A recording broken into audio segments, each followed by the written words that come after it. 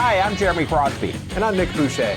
We're your hosts for the program that's all about your city, Talking Fitchburg. Every weekday, we pull together the news, events, and information you need to stay on top of what's happening in the city of Fitchburg. Find Talking Fitchburg on cable TV, Roku, Amazon Fire, Apple TV, and our live stream on the web. Plus, you can find all our headlines and stories on Facebook, YouTube, and our video on demand service. This is your city. Keep up with Talking Fitchburg and the issues affecting you and your neighbors. Get connected, Fitchburg. Sign up for Fitchburg Connect, the city's monthly e-newsletter that keeps you informed about all the events, services, and updates that matter to you. Get it in your inbox once a month. Sign up today to get Fitchburg Connect. Stay connected everywhere you go. Fitchburg is on your phone and your tablet and your laptop and TV. Download the app. It's free. Access Fitchburg. This is your city at your finger.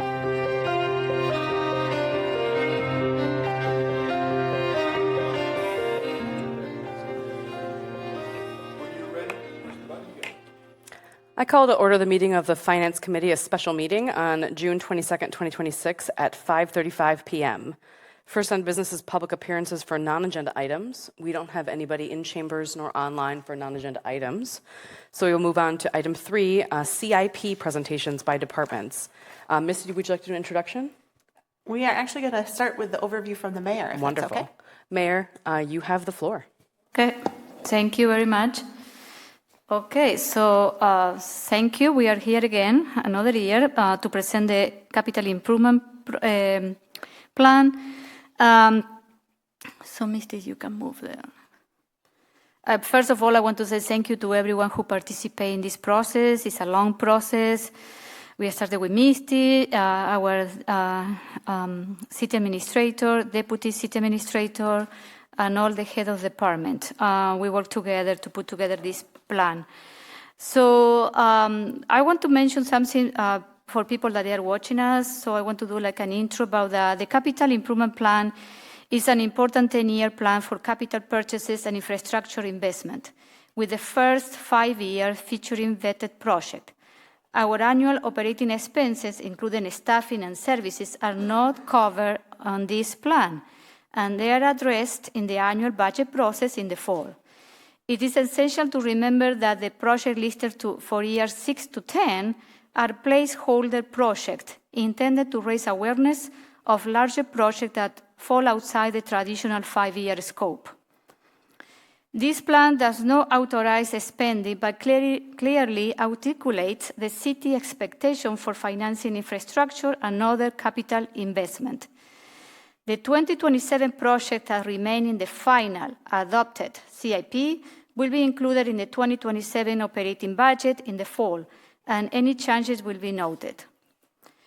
This document serves as a roadmap for Fitchburg future investment and is shared with Moody's Investor Services, our bond rating agency, financial institution, and our resident.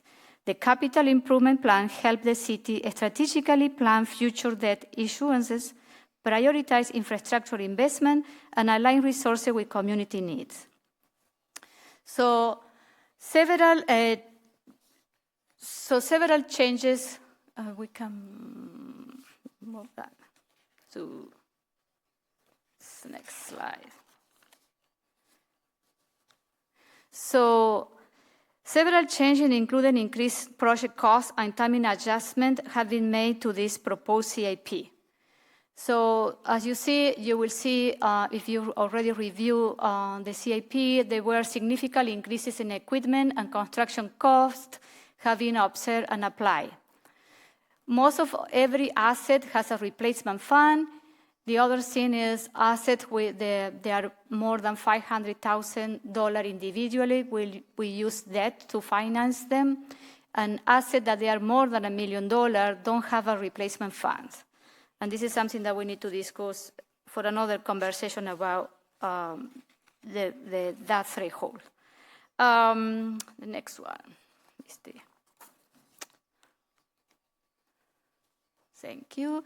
So the assumption that it was used in the CIP is the net new construction is around 2.5, As you know, inflation has been, for the month of June, is almost 4.2. So you know that already we have a gap between the net new construction and inflation, and it will create a financial gap during the CIP. The other thing that I want to mention for the people that are watching, if you go to that link, there is a dashboard with all the CIP project with information for the 2035 CIP from last year. Once this CIP is approved and adopted by the council, I think, Misty, you adjust that dashboard. But this is a very nice place where you can take a look and see all the projects that the city is planning to work in the next 10 years. So my priorities for this CIP is, focus on maintaining and replacing existing equipment and improvement. You will see that there are not too many new projects. The ones that they were added are coming from public works because there are some, expansion of sewer or main water, but we haven't added any new project. We have updated a lot of project cost. And the goal here is that we need to look at this, be responsible with our growth and be financial stewardship. So next one.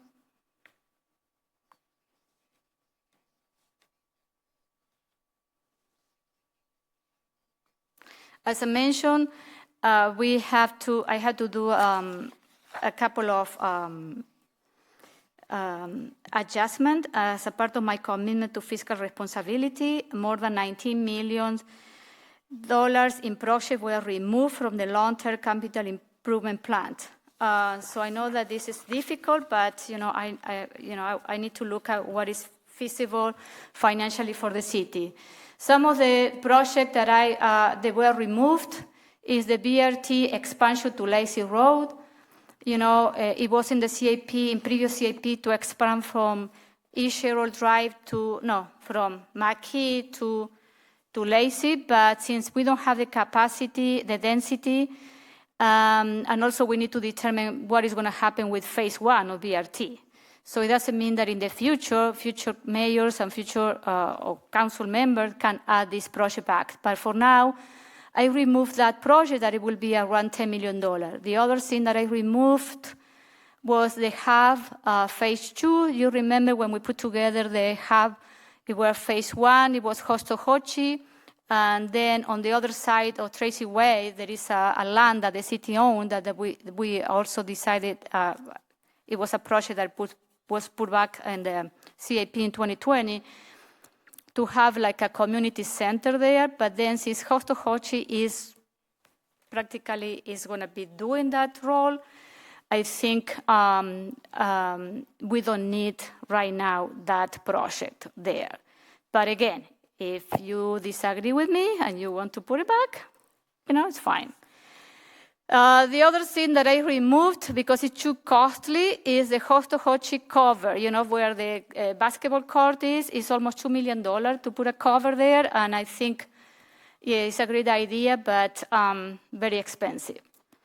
And also, I reduced the funding for the command unit. It was there for $1.5 million, and talking to Chief Sarver, he supported the idea to reduce him by $1 million.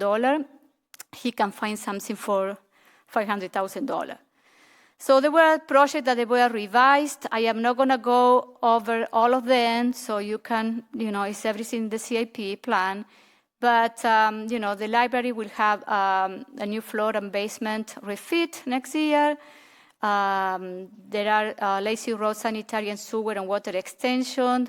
Tim can explain more about that in his presentation. For the K-9 unit, I moved that project, I remember, like 2 or 3 years, and the funding sources I also revised to grant or donations. The Golden Gate Pass is from 2030 to 2032, and also there was the Haight Farm Road reconstruction is planning for design in 28 and construction in 29. This is some of them. Okay, next one. Mistake. Oh, slowly coming. So other most significant changes, you would see that the increase in funding for the City Hall renovation by $6 million. We are also asking the council in the CIP to increase the funding for Kids Crossing Playground by $600,000. And also increase the funding and the scope for the splash pad to $1.5 million. Okay.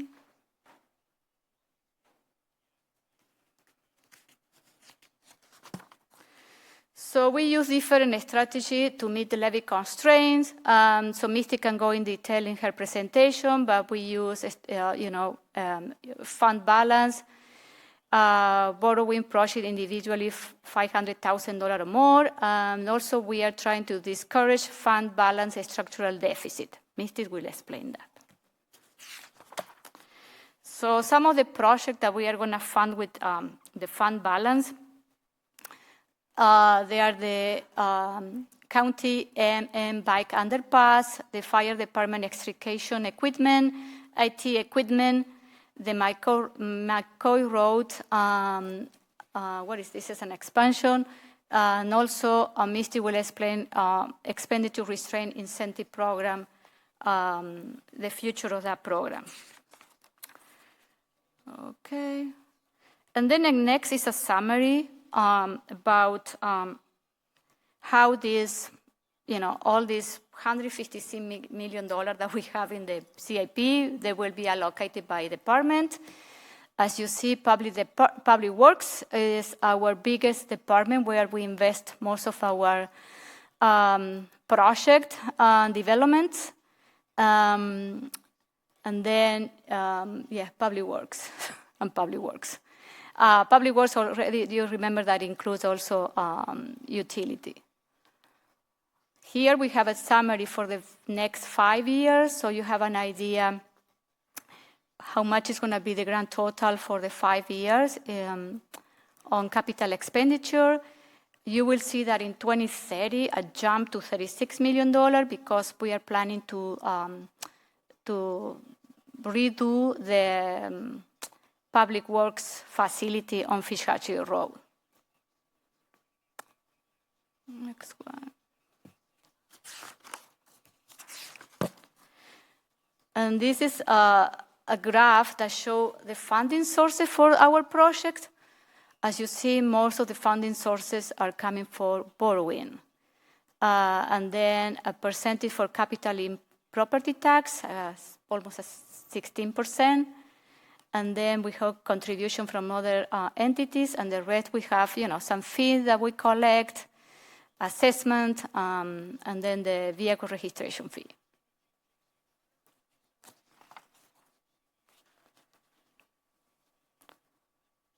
The following is a table that show a graph that show the capital tax levy compared to the levy limit, and you can see that our Misty can explain this better than me is how this capital expenditure is affect our per year if we are going to be allocated to our budget. So we have $2 million, and they're growing to almost $2.5 million by 2036. And then you can see that our we are estimating a 2.5% in net new construction.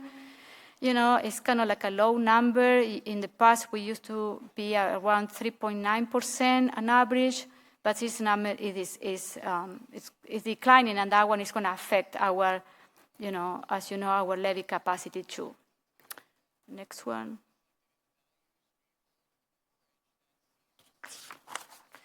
So in summary, over the next 10 years, this infrastructure plan will invest almost $11 million to the fire department, $6 million to the police department, plus, the $31 million that we are already for the police facility is under construction. $14 million for parks infrastructure and equipment, $40 million for public works, and then we include water, sewer, water tower, plows, all of that, and $51 million to roads and streets. So what is next? So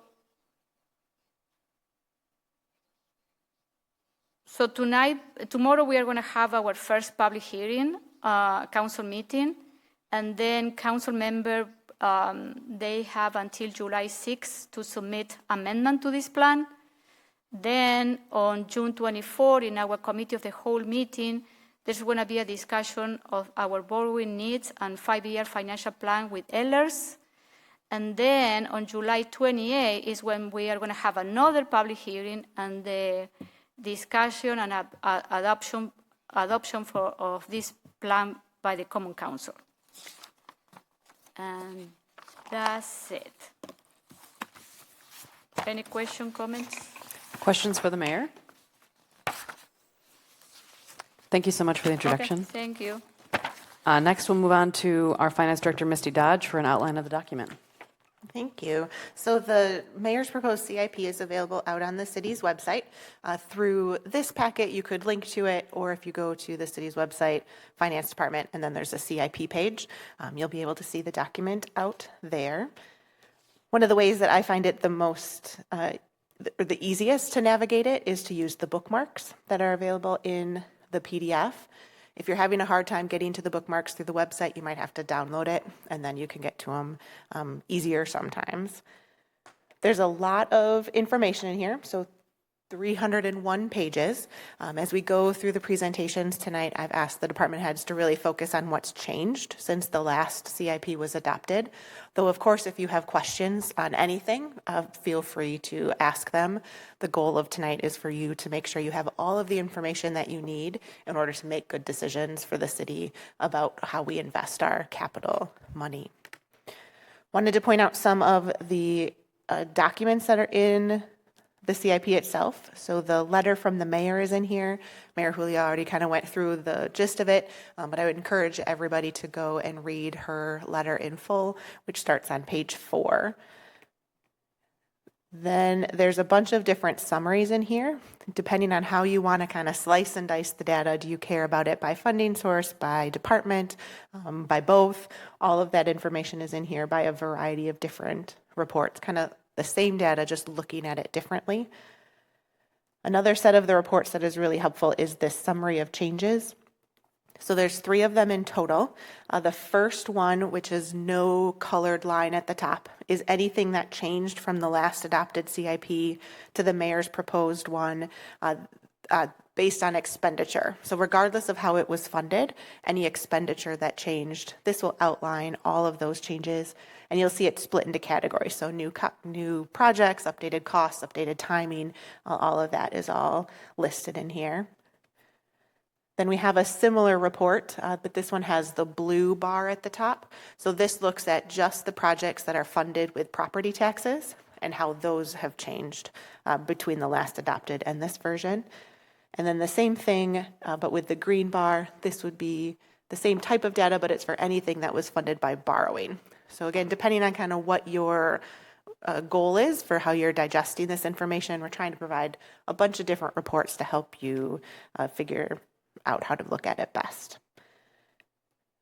Then as you're going through the projects, it's in alphabetical order more or less by department, so we'll be jumping around a little bit today. So using the bookmarks is great. Otherwise, I will always have it up on the screen too, if that's helpful for people.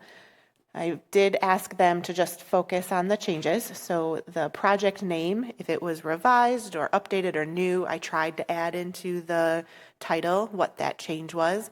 They'll say that was a manual process. So go back to those changes reports I mentioned before is really the best source of identifying quickly what those changes are. And then if something did change, we don't generally change the original information. We just append the new information so that we can kind of see how that project evolved over time. So for example, this is the first one. If there was something that was revised, you'll be able to see it in here specifically called out, or if it's one of the replacement funds, you'll see it highlighted there as well. And then the only other piece, and the mayor did touch on it already, but I just like to reiterate, is that it is a 10-year plan. However, only the first 5 years are really the vetted projects. The back 5 are the placeholder projects. They're in there so people are aware of kind of what's coming next. But I'll say you're welcome to ask questions, of course, on the back 5. They just won't be, the details won't be known quite as much at this point. There probably will be a lot of changes before it gets to being a real project that's been fully vetted. And so information gathering. So again, please ask whatever questions you have about anything that's changed or anything that hasn't. That's in the CIP. It's your meeting. Thank you so much, Misty. We have Bill Jetzer on the committee with us tonight, but we also have Logan Regstead, one of our other alders here. I think how we'll do this is if you guys want to jump in with questions, raise your hand and have the staff member refer to you, or you can jump in if they're online. That way we can kind of keep it rolling in case I miss your hand up. We also have an alder that's on Zoom as well. Oh, great. Alder Dantzler. Yeah, Donald, make sure you jump in if you have questions. I don't want you to miss an opportunity to ask a question because I didn't see your hand. All right. Sounds good. Thank you. All right, so we'll go ahead, if we're okay to move on. Great. We're going to go ahead and start with community services. Jill McCone, you have the floor. All right, thank you. Good evening, everybody. Let's see, we don't have a lot. First, you're just seeing our vehicle replacement fund. We purchased a vehicle in, it was 2018, a new vehicle for Taurus, I think. And then in 2023, we got a hand-me-down from the police department.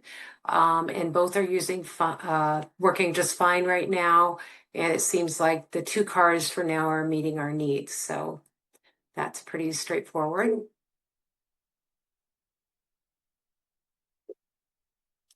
This is our table and chair replacement, which is a pretty valuable thing to have in place because this includes, both the community center, what rentals use, what seniors use, what rec uses. So that is just a standard replacement fund. We replaced all the upper level tables and chairs last year.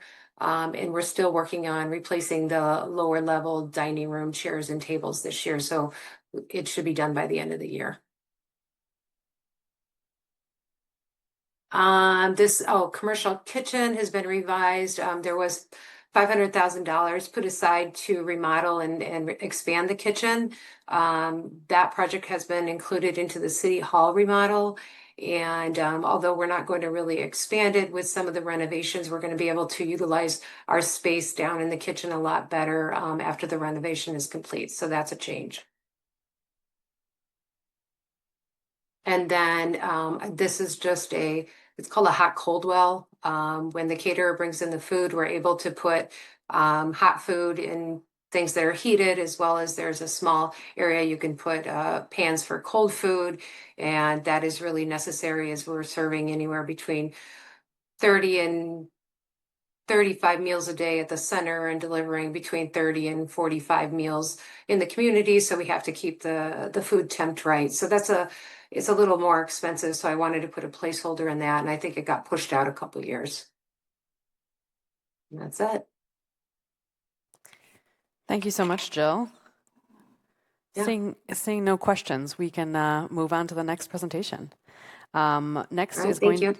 Thank you. Next is going to be the library with the director, Wendy Rawson. Wendy, you have the floor.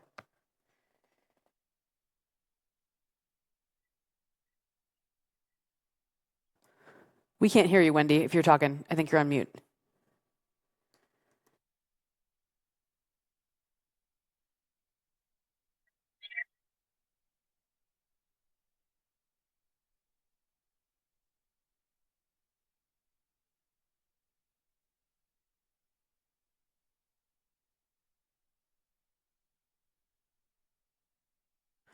We still can't hear you, Wendy.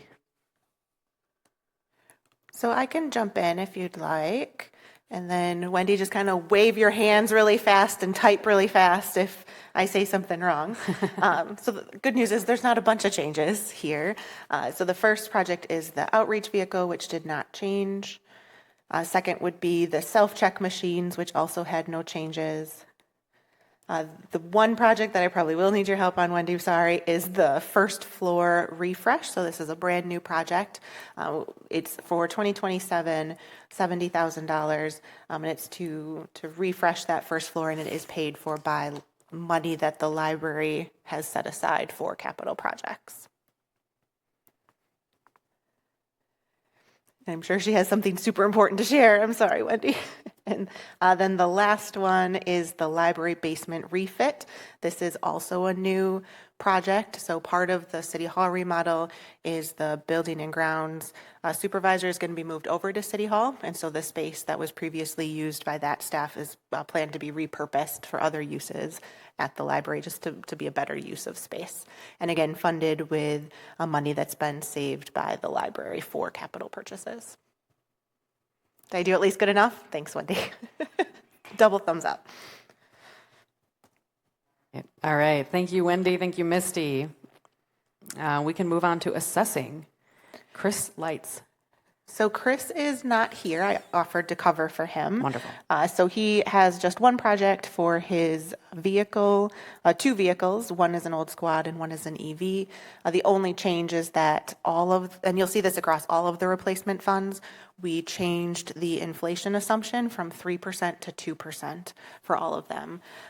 It doesn't match what we're seeing currently for inflation, especially in the equipment purchases, but the hope is that in the long run, that will meet our needs. And so that's the only change and the only project that assessing has.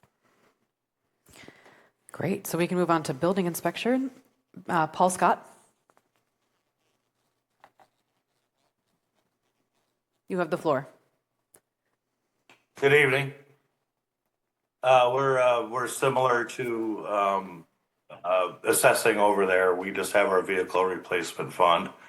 Currently running 3 vehicles. We have a 2018 Ford Escape, a 2019 Ford Escape, and then we have our 2024 Ford Mach-E EV. So this is just to keep up with vehicle wear and tear. Thank you so much, Paul. Next up, we have the clerk's office with Tracy Oldenburg. I agreed to cover her as All well. Right. So the only project she has is the electronic poll books, which are an important part of our election system, helps keep us efficient and accurate, and there are no changes from the last adopted CIP. Wonderful. Nice and straightforward. Next, we'll move on to FACTv Communications. And it looks like Scott Yarborough is going to cover this for us.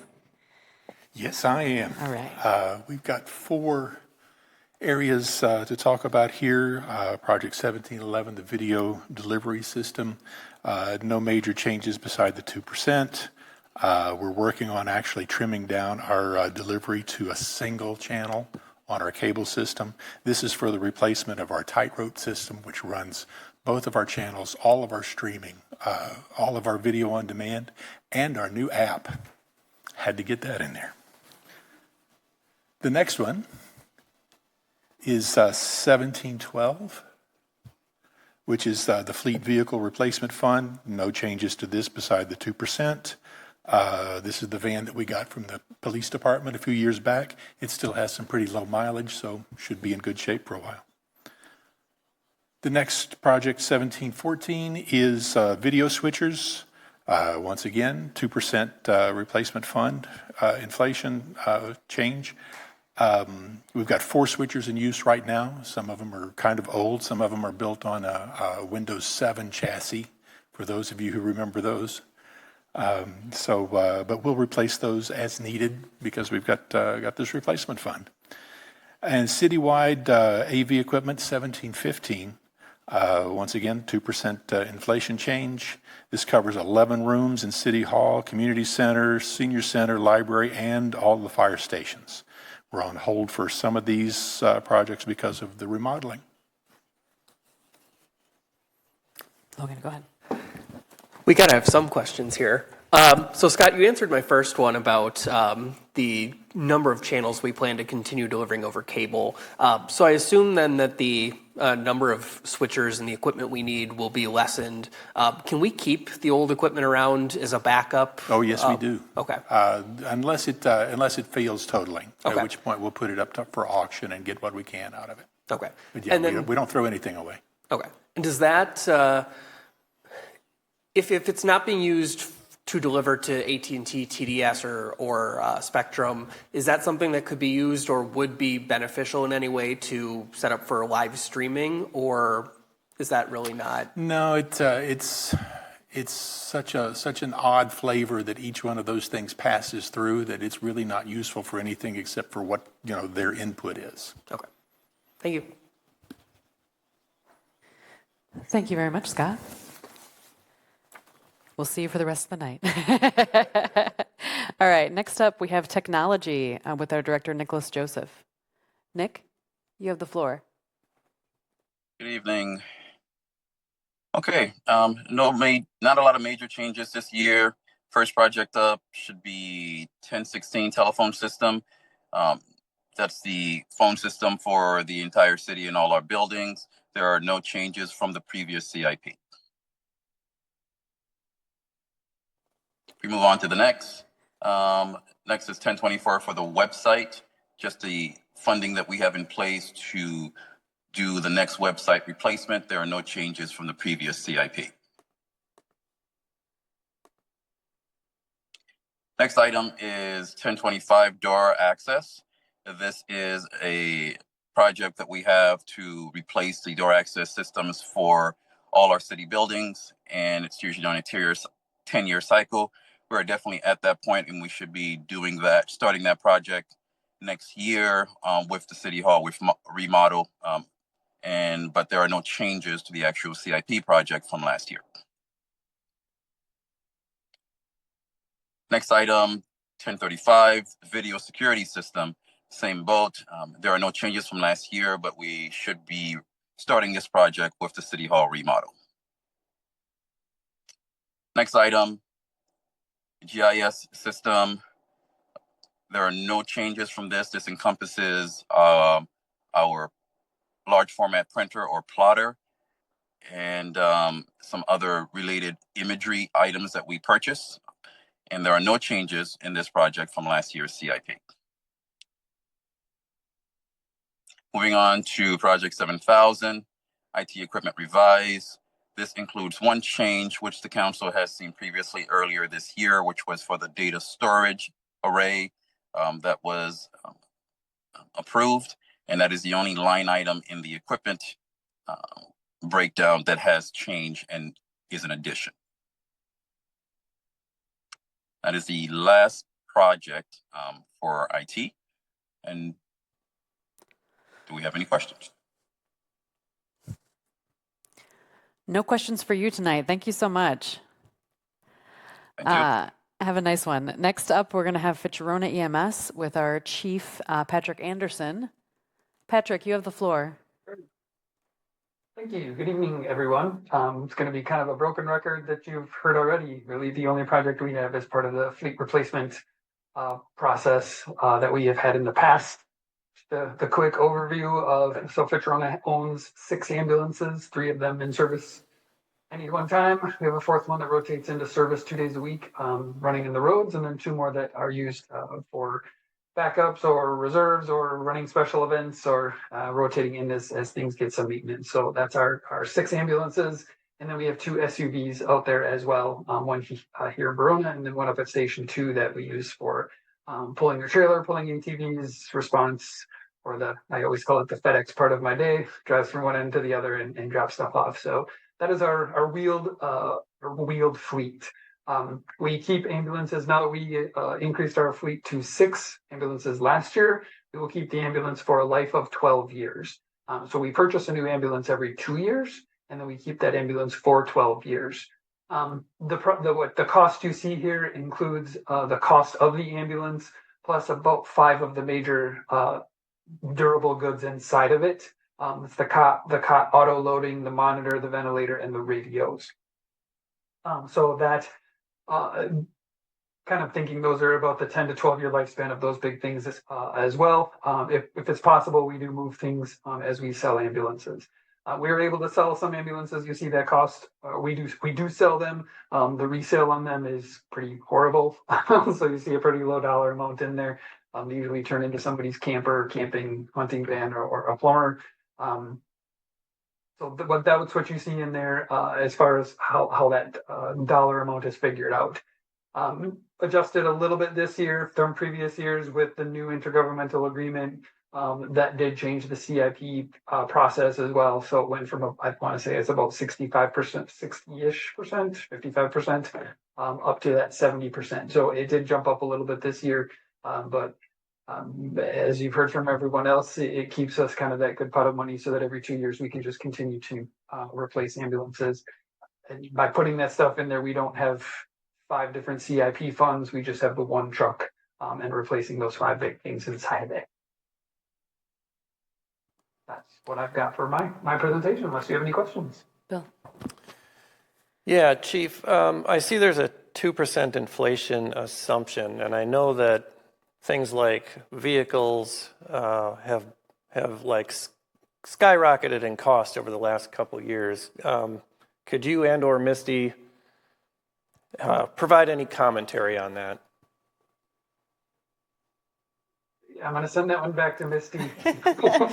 Sure. So I would say the decision to change it to 2% is a risk. I think we all know that our current inflation that we're experiencing is not 2%. We're seeing a lot higher than that. But in order to get the CIP to balance to what we think net new construction is going to be, we had few options. So it was a bit of a calculated risk. The hope in the long run is that inflation will temper out, of course, would be the best option. The other kind of strategy we have is that because of the replacement fund, the interest that we're earning on the money that's been saved goes back into that project. And so interest revenue is also quite a bit higher right now than what we would normally expect to see. So we're hoping that those kind of balance each other out in the long run. So not an ideal situation, but kind of a necessary choice. I can't say fortunately for us as well, we do receive some state funding, and over the last 3 years, that funding, thank you to our current government, our state government, that funding has been phenomenal. And I am able to kind of leverage some of that state funding to purchase. My plan for next year's is actually we'll be able to maybe purchase the cot with some of our state funding. That cot alone is about $30,000. So if we bump up into next year replacing some of those things and that funding is potentially not there, we can kind of leverage some of the alternative funding things that would be outside of a fleet replacement, at least, as Misty said, in the short run. Question, how does this work with the district? So does every single municipality part of the district have this in their CIP as well? So they do. Each municipality then can decide how they fund it. So we have the replacement fund. We hold on to that money until the chief makes an actual replacement, and then he sends me the invoice and I pay him our share for it. So it does stay with the city, though kind of earmarked for EMS purposes. Chief, correct me if I'm wrong, I believe the city of Verona does something similar now where they're setting aside the money each year. I'm not sure what the town does. And is this represents our share of the ambulance and not the total cost? So the line items is the total cost, and then the other yellow highlighted number is the Fitchburg share, the 70%. So we changed that this year with the formula change. Our share went up from about 50% to we're estimating 70% at this point. So the net number is just our share, but the detail at the top of the page is the total. Got it. Other questions? Seeing none, we can move on. Thank you so much, Chief.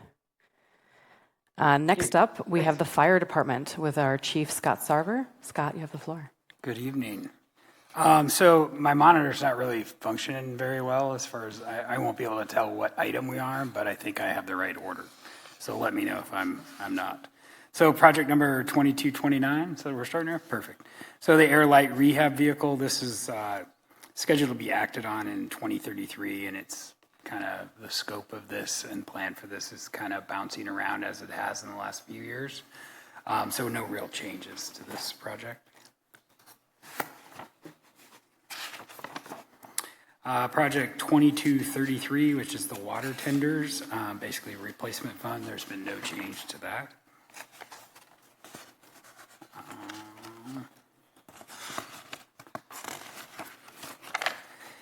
And then 2247, the aerial ladder truck, no changes this year to that, and it looks like for purchase in 2029.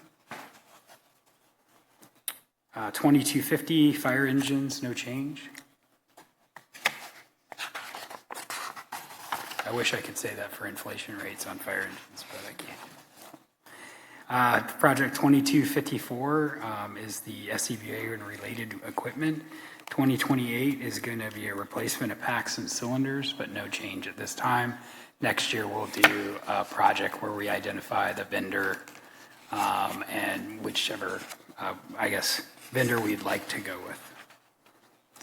Before we move on, as long as we got that page up, well, I guess we don't have the page up anymore, but this is the second one where the total project cost is in excess of $1 million and it still says replacement fund. Is that just because we were using replacement funds and then the price increased and crossed that threshold? So the reason why that one's so large is we used one-time money to do this next replacement in 2028 at almost $600,000. I'm on page 107 of the document. And then we have the replacement fund set up subsequently. So the way that we mitigated the structural deficit of using that one-time fund balance to make that large purchase is having that replacement fund for the next one. So it's this project in particular is kind of both. It's the next replacement in full plus the future replacement fund. That's why it adds up so high. Each year, there are several grants, no strings attached grants, that are available for SCBA packs. So we will obviously aggressively pursue those as well to hopefully offset some costs, but no guarantees there. And part of that, this project also was the compressors that we replaced this year. I believe that came under budget a fair amount, so that was good news. Okay. And then I was going to say the replacement fund is basically $10,000 and we're spending almost $600,000. So what are we replacing? Yeah, so first, if I can back up for a second. So the $1 million total cost that was on that page is all of the years that are in the software, not just the ones that are shown on the page. So that's why that number is higher than, say, what might actually be on the page. And then as far as what's included, there is the replacement fund sheet on page 108. That is. Yes. So it shows that there are the 2 compressors, and then is that 38 packs and cylinders, and you can see what that price is for each one of those pieces.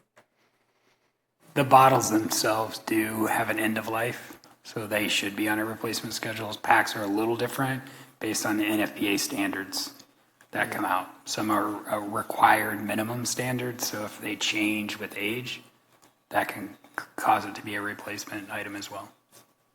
And then as long as I've got your ear, if you back up to the water tenders, that's also, a total project cost $1.4 million, and it looks like we're using replacement funds for that as well. Same story? Yep, so that I don't remember the number exactly, million that was on that total was every year in the software. Yeah, okay. And so when we look at what the actual tenders are, it's $250,000 a piece. And so our current financial policy that was adopted by council is anything that's $500,000 or more individually, we could consider borrowing for. So since these are $250,000 each, we currently cash finance those through the replacement fund strategy. Thank you for the explanation. Of course.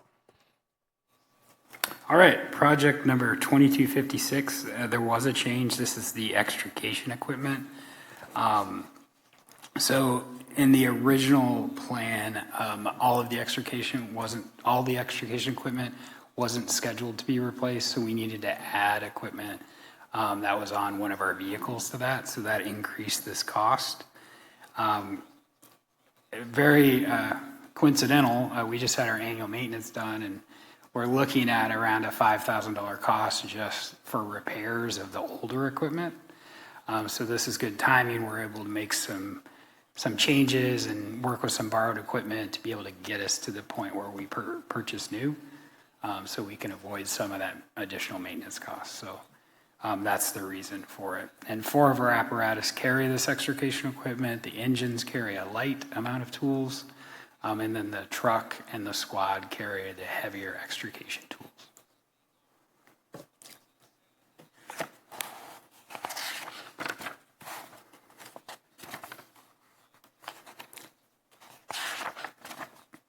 Next project, 2265, which is the portable and mobile radios. No changes to that project. The next is 2299, fleet vehicles. No changes to the replacement plan.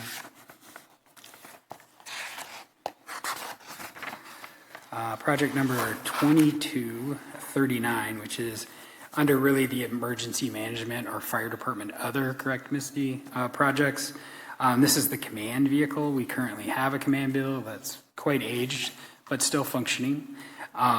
So we have reduced this capital amount, and if you have any questions regarding the reason for that, maybe Misty could take it. So the mayor talked about that a bit in her remarks at the beginning. So it was 1.5 million, if I remember correctly. It's been dropped to the 500,000. Believe that we can still get an operationally sufficient piece of equipment for that dollar amount without needing to spend the whole thing. So that's why that choice was made. And I would agree with that as well. It's a shared resource, obviously. It's a backup for the county emergency management. The police use it as well. So I believe between myself and law enforcement, we can come up with an adequate vehicle with that reduction.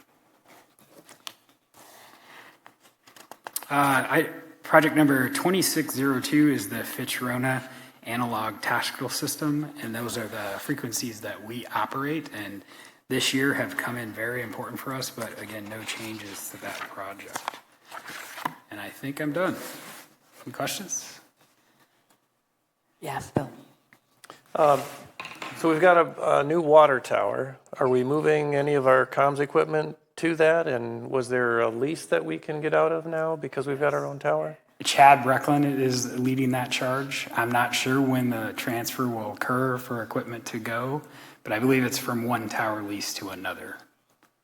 And then we would still need to verify coverage based on our water tower's position. But yes, that is in progress, trying to determine if that's a good move. Okay.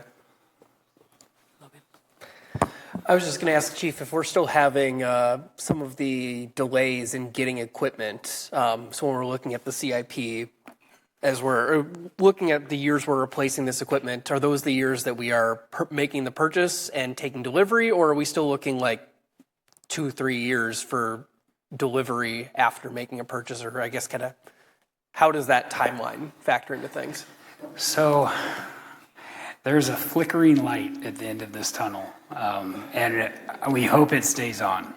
So we've met with the manufacturer that we've used for a long time, and they are responding to the concern about their pricing increase, the timing, and they're making some changes in their manufacturing where based on the specifications of your vehicle, they're going to provide different, they call them lanes, from lowest to highest, and if you can be in that lowest, they're really going to try and crunch that time of delivery, and they're really shooting for under 18 months for an engine. So hopefully that plays out. We'll definitely be watching that and meeting with our distributor to see if there's been any progress made, but I know they're working really hard to do that.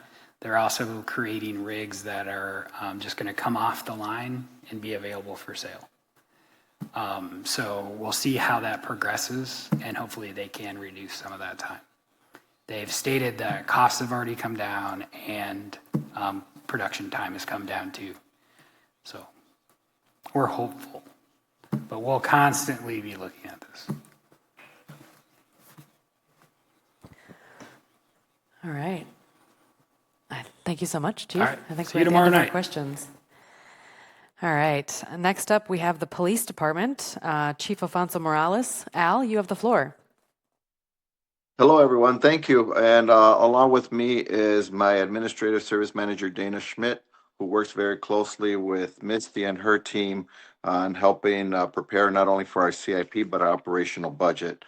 We'll start off with project number 2125, and that's our police mobile and portable radios. There is no change in this one, and next replacement date is 2032. Any questions? Moving on to the conducted electronic weapons. Those are our tasers. There is, updated replacement fund to reflect new pricing model from the vendor to include tasers, user fees, and training cartridges. There is a factor of inflation there from 3% down to 2%. And the next replacement is 2027. Moving on over to the additional K-9 unit. The mayor did bring this up in her presentation for the 2028 to 2030 budget. One thing to add is when we moved it to 2030, the operating budget costs for 2028 and 2029 were accidentally left in.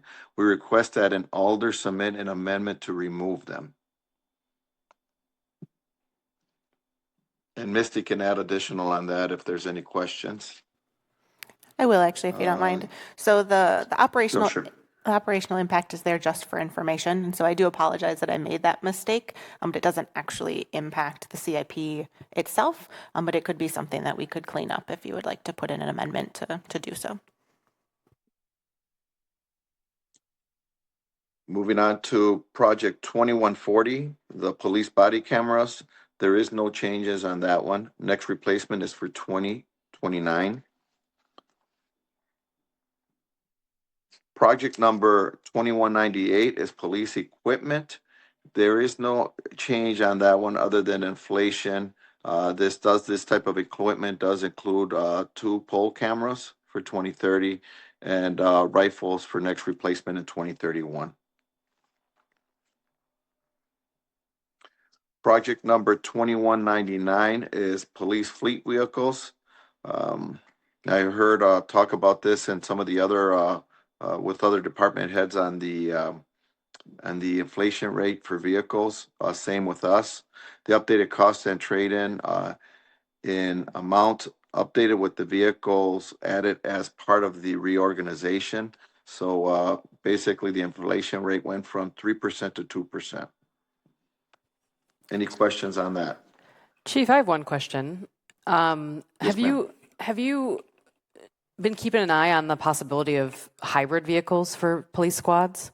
And is that a technology that's come along since the last time we spoke about it, which I believe was several years ago? Yes, we went when we're speaking with the mayor. We tried, and we do have 2 EVs currently. I'm using one of them, and we are ordering EVs for our CSOs. There is a maybe that we can use those with the investigations area. But yeah, we went from the gas to electric vehicles. We should start, and we could look at that for next year as far as hybrids. They have come a long way, and that would actually help in the areas where the EVs are just not there yet for our operational staff. Yeah, it does seem for squad cars, based on what I've learned from you over the years, it just seems like it's just not. Yeah, it's not there yet. Is a good way to put it. We're not quite there, but hybrids seem like a possibility, and we do spend lots of money in gasoline, and then when you see it tick over $4.50 even for a short period of time, it makes you think about how long we can let that last. So thank you for looking into it. I appreciate keeping an eye on that. Yes.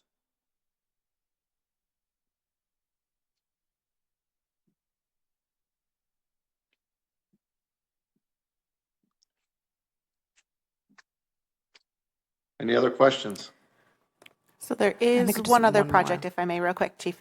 So the police dispatch consoles, those were also removed from the CIP. Once dispatch was transitioned to the county, we no longer need to plan for those replacements. So we removed that CIP from this plan. Thanks for including those removals for clarity. That's very helpful. Thank you so much, Chief. Appreciate your time. Oh, I'm sorry, Logan. Please Thank you all. Sorry. Sorry, we couldn't let you get out of there that easily, Chief. I was just curious about the additional K-9. Is the grants or the fundraising for that most likely to come from the Law Enforcement Foundation, do we think? Well, yeah, just to clarify, If I recall, if I'm being informed correctly, all the canines that the Fitchburg Police Department has had, and many departments, comes through donations. So the donations oftentimes will pay for the canine, the training, the initial training, and the vehicle.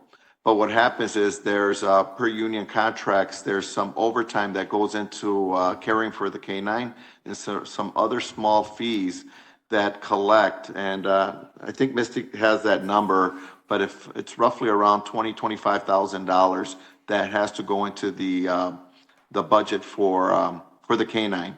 Aside from that, and one correction, the CIP portion is the replacement of the vehicle after 6 years when that vehicle is out. So the initial purchase comes from donations. It's the secondary purchase 6 years down the line that would have to go into the budget. That and overtime. Okay. If I can add a correction quick. So that is how Fitchburg has done the canines historically. What's included in this CIP, however, was the direction that the full cost had to be funded by donations. So that would be what has traditionally been funded by donations, as well as that overtime and all of the other ancillary costs that Chief just mentioned. So in order for this additional canine to come to fruition, all of the costs would have to be covered. Okay. And then just as far as prioritization of this, I see that it is listed as important. If, and maybe I'm asking a hypothetical here, but if the foundation were to, or grants or fundraising were to come and say, here's $163,000 total project cost, and you had a blank check, would this be the place you would spend that for capital, or would it be better allocated toward the that real-time information center, another year or two of that contract? I'm just curious about prioritization. No, that's a great question, and thanks for asking. No, if we had a blank check, we would put it currently in the real-time information center. That is a huge support for our officers out on the street. Obviously, everyone in the room and online understands our staffing issues, and having that type of technology helps. It's one way to say it. It's like you're paying for one police officer that's going to work 24 hours, 7 days a week, 365 days a year. Having that type of technology, the canine would be second to that. But I do want to mention that when donations come in, there are people that donate money specific to the canine. So when the foundation, and I could have just to explain how this foundation works. If the money is donated to pay for a specific item, that is put separate and not in the general fund. So that money would stay there, and we can actually wait till we build it up and have that amount of money to pay for things, or to see what the direction of the foundation or what their interest is, because we can make all the requests we want to the foundation. They're independent, and they make the decision on where that money goes. My ask to them would be to focus on the real-time information center. I appreciate that. Thank you. And if I were getting the blank check, which would be great, but I would agree with your prioritization too. So I appreciate that. And I can circle back with you about an amendment to clean up the accounting that we talked about before, if you'd like. Correct. Gotcha. Thanks so much, Chief. Thank you all. Enjoy the night. Have a good night. All right. Now we are on to our main event, Public Works, with our director, Tim Volker. And it looks like we also have our Parks and Forestry manager, Eric, joining us for tonight as well. Tim, you have the floor. Thank you. We'll start off with building and grounds. Our first project is the maintenance facility space needs. This was revised. It was a minor change. We were just changing the project name from maintenance facility expansion to maintenance facility space needs. The next project is our building and grounds fleet vehicle replacement fund, and that project remains unchanged. Next up is our evidence processing facility. We did revise this project, and it was revised the inflation assumption from 3% down to 2%. Next up is our police facility building systems. That project remains unchanged. Next up is our fire station number 3 building systems. This project was revised. The inflation assumption was revised from 3 to 2%. Fire station number 2 building system was also revised with the same change, the inflation assumption being changed to 2%. Next up is our fire department headquarters. That was revised. Same change with the inflation assumption to 2%. Next up is our library building systems. That was also revised with the inflation assumption changed to 2%. Next up is our parking lot resurfacing. There was a couple changes here. We added some new parking lots for our Water Tower D, Hastahochi parking, the bike track access at Hastahochi, and then also our new police services facility will be having some additional parking. And then also the inflation assumption was changed to 2%.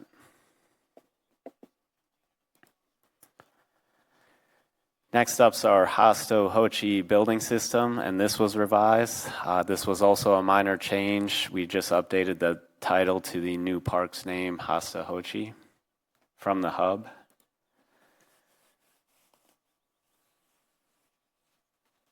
And then our City Hall campus building systems, that was also revised. And the inflation assumption was changed to 2%. Tim? Yes. With the remodel, is this project going to be affected? How much of our mechanicals and whatnot is going to be? I believe most of them. Yeah, we're still looking at that. So some of it will be impacted and some of it won't. But they're working through that right now. We don't have an exact answer, but it's going to depend on the age of it and also if it's easier to get it out during a remodel and replacing it. All those are going to factor in. I think ideally, if we're getting close to end of life, we're going to probably do it just for sake of ease and convenience. But we're looking at that right now.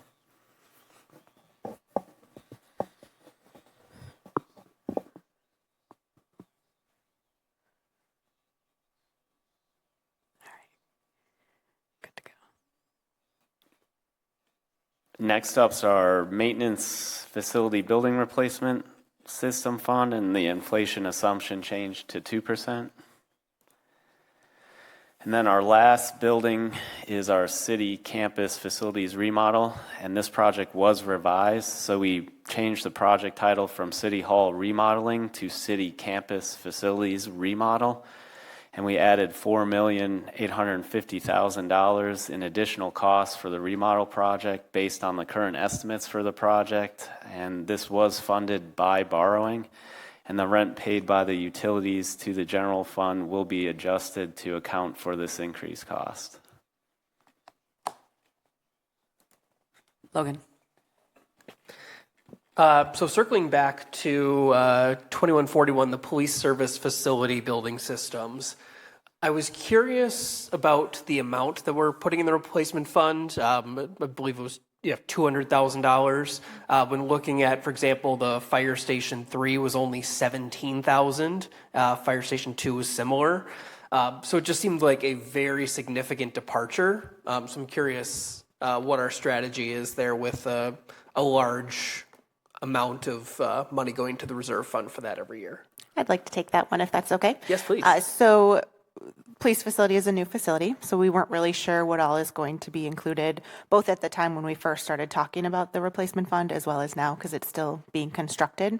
The benchmark that we used was 0.5% of the total construction costs. And so that's how that $200,000 number was calculated. And then that's the number that we used not just when the building was being talked about, but also in the referendum and then recent CIPs. So that number we've just kind of kept consistent until we have a better handle on what that inventory can be. And part of why there's so much of a discrepancy is just the size and the scope of the building. So to quickly follow up on that then, so that's 200,000 is 0.5% of the 31 million that we ended up having, or is that the original building estimate, or where in the construction cycle was that set? Yeah, it was more towards the beginning. So it's not based on the actual cost. It was the estimated cost at the time that we first established it. So I can't do that math in my head. Did somebody else do it already? What that number worked out to be? No, but I'm impressed you have a calculator sitting right. Oh, is that your phone? Oh, but then it's more than that. No, it's not. Never mind. So 0.04 or 5 divided by 200,000. I did that wrong. I need that to be divided by. While Misty is doing that, I think it's we've got an awful lot of projects in here for building systems, but what happens when we need a new roof or the facade needs to be replaced, side, whatever? Where are those projects showing up? So that's typically a remodel project. So that would be basically a CIP project created separately, just like you're seeing for the City Hall remodel. So therefore, those items aren't captured within the replacement. And it was 40 million was the original number of the cost. So it's 0.5% of the 40 million is how we got to that 200. And again, it was always meant to be just kind of a placeholder until we got further along. Thank you. Mm-hmm. Yeah, and remind us again, it was something like 31 million, and then that was before the renewables and everything, right? I believe so. I don't know if anybody else knows those numbers better than I do. Which that was going to be up to 5 million. So we'd be talking about 36 million. So instead of 200,000, it maybe would be more like 180,000 if that would be the 5%. But yeah, so like I said, a placeholder in the right ballpark. Exactly. And then we did keep it flat for the last couple of years. We didn't start that inflationary impact until 2028. So some of that would be offset with that too. But yeah.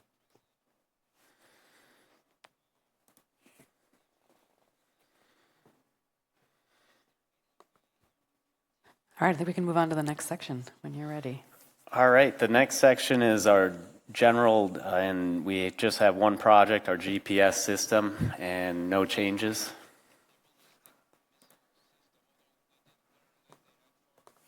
And next we move into our parks project. I want to take the first 5, and then Eric, I'll let finish it off for parks. Our first project's the Traceway and Leopold Bike and Ped project. We revised this project to update the design cost from $50,000 to $170,000, and the construction cost from $500,000 to $1,265,000 based on the estimate prepared for the grant. So we added grant funding of $758,000 to reflect the Transportation Alternatives Program TAP grant that we applied for and will be recommended by the MPO for award by WSDOT. And we changed the year from 2027 design and 2028 construction to 2028 design and 2030 construction to reflect the available grant funding year.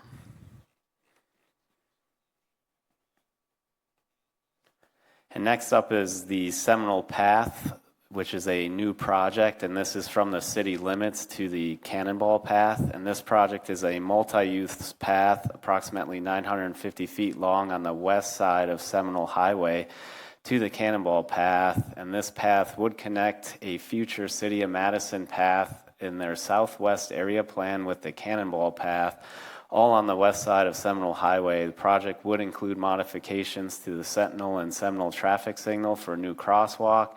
This project construction would be synced with the City of Madison's portion of the path to the north. Project is dependent upon grant funding, with the grant match coming from CIP number 1045. And we look to design in 2031 and land acquisition in 2032 and construction 2033. Next up is our Parks Maintenance Equipment Replacement Fund, and all the changes are captured by yellow, and then the inflation assumption was also changed to 2% for this. Next up is the Moraine Edge Park, and no changes are proposed. And then our path resurfacing improvements project was revised. So we changed the project funding from a 3% annual increase to a 5% annual increase to phase in a more reasonable amount of annual funding based on the amount of existing paths and a reasonable lifespan. Currently, it costs approximately $140,000 to replace a mile of path. There are 37.4 miles of paths with a lifespan of 40 years, calculating an annualized cost of $130,900.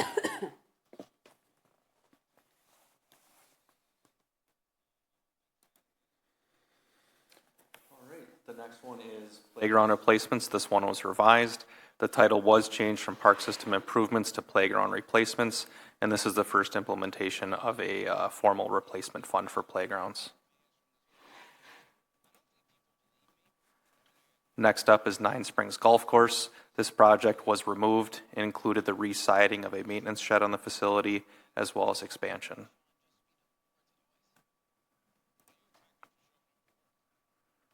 Next project is tennis and pickleball courts. Has been removed. So this was a previous replacement sheet. This will be assessed on an as-needed basis in future CIPs if we're going to be pursuing athletic court renovations. Next is large park shelters was revised. The inflation amount was increased to 3%. The previous assessment was adding on $1,000 per year. So this is implementing the 3-year inflation increase. Next is new park developments. These proposed projects were delayed for the phase 1 of the Ag Park at Terra Vesa, moving from 2028 to 2036, and then also remove the Hosta-Hochi basketball court cover I believe the mayor touched on previously. Next project is the Neighborhood Hub Phase 2. As Julia mentioned, this was removed and was the section on the south side of Traceway Drive. And this is one, if I could jump in real quick. So this was another Misty made a human mistake, so I apologize. But when I took out 2033 numbers, I forgot to take out the 2032 numbers, and then I also forgot to take out the operating impact. So it doesn't impact 2027, so it is something we could fix next year. Otherwise, if council would like to put in an amendment to clean that up, that would be welcome also. Next is community tree gravel beds. This was revised, moved the project from 2031 to 2035, ideally trying to find some grant funding to pursue this project. Next is the Kids Crossing Playground. This was included to add additional $600,000 to this project to fund it. That brings the total from $975,000 to $1,575,000.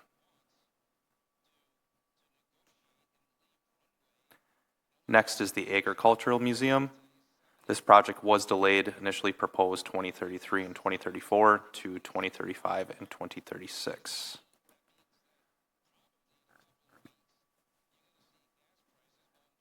Next project is the Oregon Rotary Trail Extension. There are no changes in this project.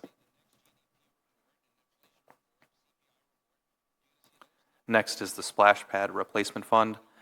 This is included to be $1.5 million. This was a placeholder fund.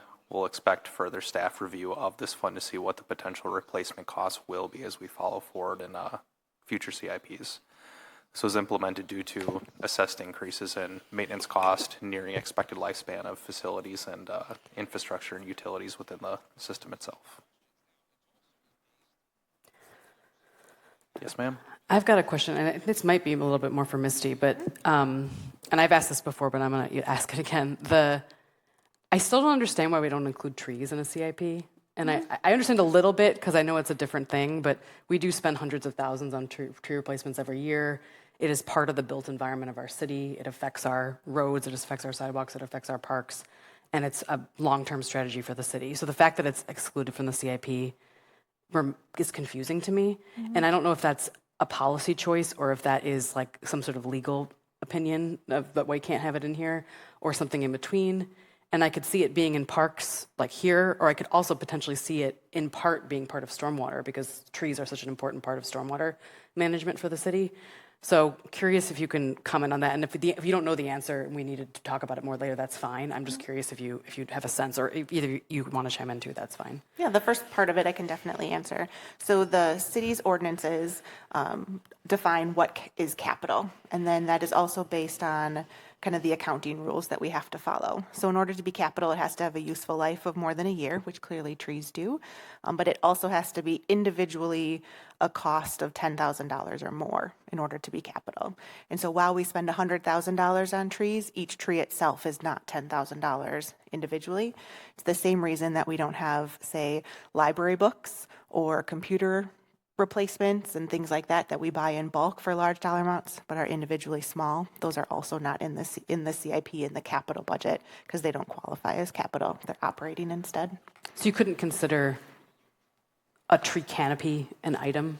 It's not like we wouldn't be able to define it in that way? Only if you would replace it all as one big chunk, which I suspect we wouldn't do. So it's a thing as a whole. So like we talk about operationally what makes a squad, right? So it's the car, it's the equipment, it's all that, that's the thing. But we would replace that thing kind of as a whole. So that's what would qualify as capital. With the tree canopy, you're not going to replace the whole canopy at one time. You would kind of do the individual pieces. So those are the things. And then, so there's nothing in this CIP that's less than $10,000, like even like the parks equipment, like every single thing listed in that small equipment is at least $10,000? The one exception would be the parking lots.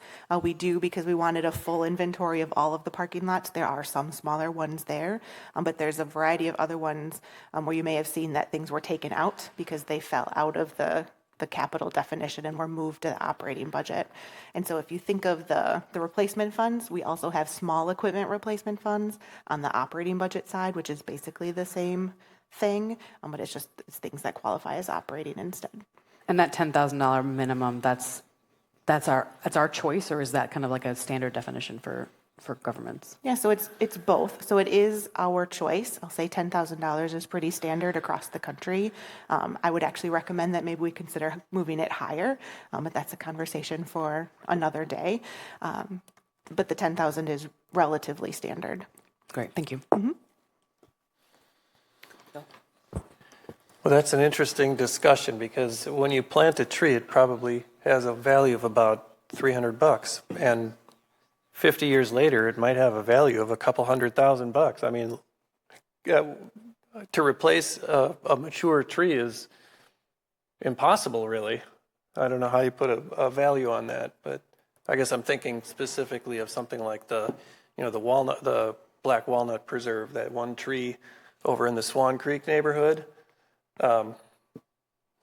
Way more than $10,000, but I don't know that it belongs in the CIP either. And so I can respond a little bit to that. Sure. So under our accounting rules, it's based on historical cost. So capital and fixed assets are very similar if you think of kind of non-government accounting versus ours. So it's historical cost. So whatever you put that in at the time, that's the value that you then depreciate over the life of the item. It's not replacement cost like you might think of for insurance and things like that.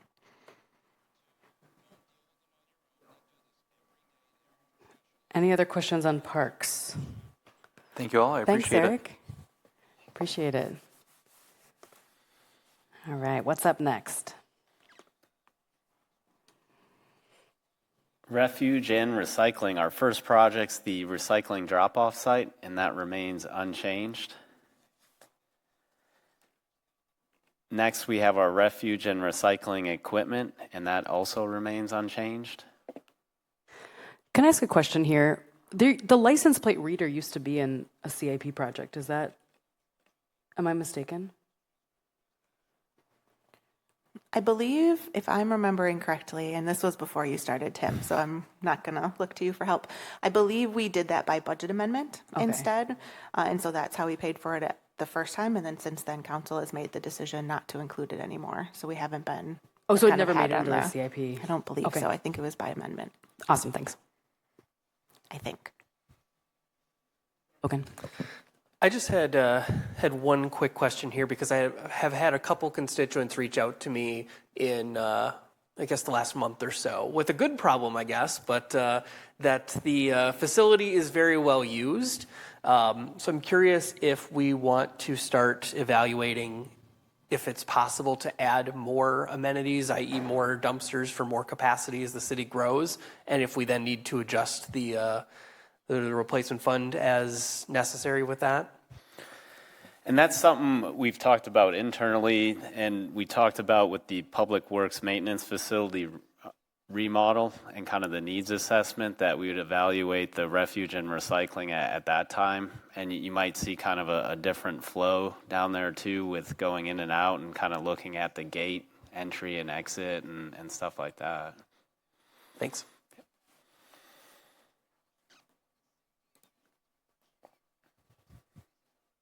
All right, we're into our sanitary sewer capital improvement projects. Our first project's the Cyene Interceptor extension, and that was revised. So we added $178,500 in design for the sanitary through to the Hartung property in 2027, and an additional $1,915,500 in construction for that segment of the sewer in 2028.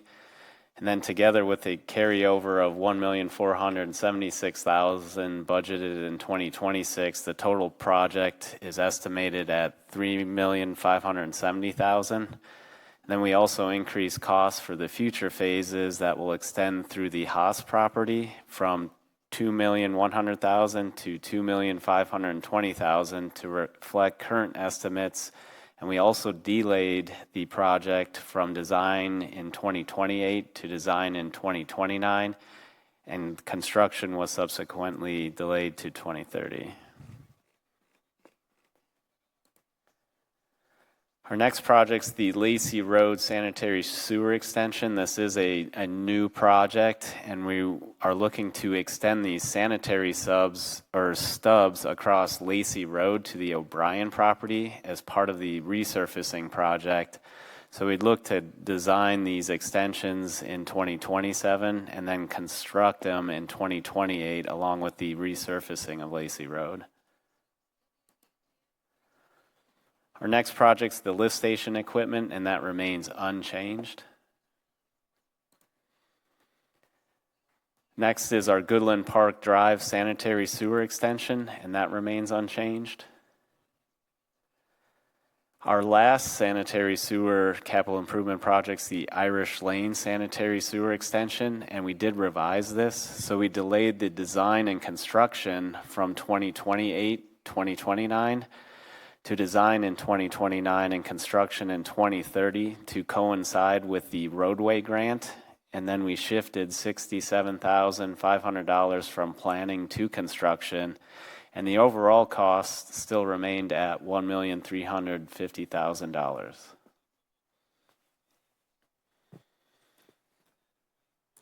Questions? All right. All right, we're into our stormwater capital improvement projects. The first capital improvement project is the stormwater pond dredging and retrofits project, which we did revise. So we delayed $600,000 for the McKee Farms Park South and North ponds from 2030 to 2035. And the reason for this is we did a more in-depth field survey of the ponds in 2025, and there is more sediment storage that's still available than we previously believed, so we're able to put that project off for another 5 years. Next up's our Traceway Drive Storm Sewer Reroute project, and this was revised. We revised the cost estimates, and we shifted $11,000 from land acquisition to planning, and then we also delayed the project from 2027 design and construction in 2028 to design in 2029 and construction in 2030 to align with some roadway work along Traceway Drive. Is that also in coordination with the multi-use path? Yes, all that would be done kind of at the same time. Next up's our drainage and flooding improvement project, and that remains unchanged. Our Lake Barney watershed project remains unchanged. Our storm sewer on Floran Drive and Lyman Lane also remains unchanged. The Nine Springs Creek Restoration Golf Course project was revised, so we delayed the project design from 2027 to 2029 and construction from 2028 to 2030. So the proposed Yarmouth Greenway stabilization project is a higher priority stream bank stabilization project that should be completed before restoration of the Nine Springs Creek through the golf course. Tim, could we back up? Sure. Back to the Florian and Lyman Drive? Yes. Okay, tell us what are we doing like today versus what this is going to be in 8 years? Like the utility work that's going on in that area right now, is that water main? Is that? Yeah, so that's in the Tower Hill neighborhood. So we're going through the water main replacement right now. And then I believe as far as the stormwater improvement projects, these would be assessed to the property owners for these improvements. And at the time we previously presented that to the residents, they didn't want to be assessed, so we still kept it in the CIP and pushed it in 2034 to see if they would want to do it at that time. If not, we'd just keep pushing it, but keep it on our radar at the same time. So the fact that we're not doing all of this utility work at the same time, that's got to mean it's more expensive. Yeah, any project you keep pushing off gets more expensive. But well, like I mentioned, the residents did not want it to be assessed for it, and that's how we would have put it in, is they would be paying for it, and that they determined they did not want to go down that route. Okay.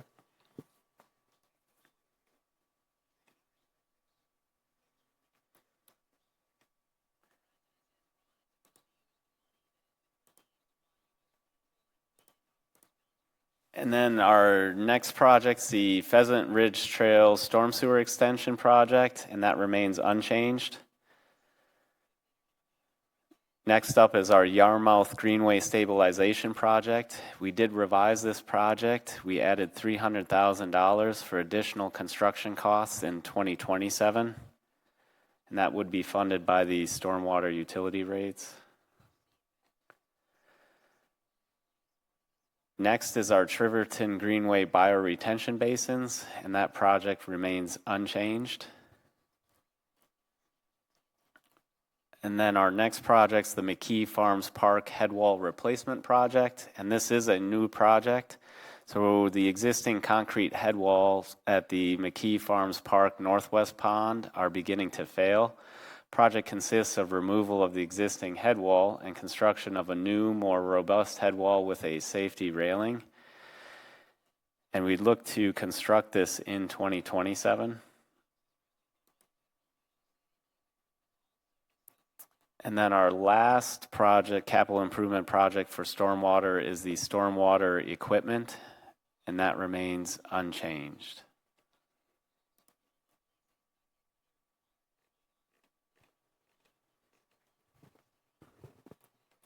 Tim, the Triverton Greenway bioretention basins, is that going to be like a completely independent project from the BRT stuff going on, or is this all like part of the same overall project? That would be a separate project as BRT, but something we'd look to kind of time when the construction of BRT is going on in that area, that we would also be in there doing the bioretention.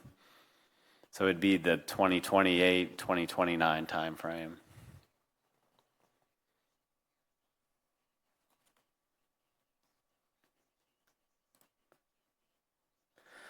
All right, now we're moving into the streets segment of the capital improvement plan. And first up is our highway equipment replacement fund. And we did revise this, and the revisions are shown in yellow.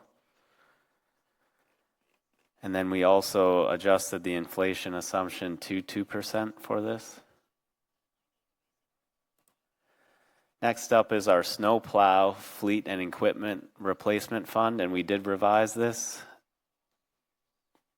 And changes are shown in yellow, so the useful life went from 10 years up, and it was increased to 12.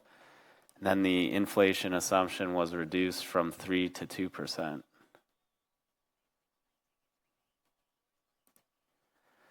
Next up is our street resurfacing program, and that project remains unchanged.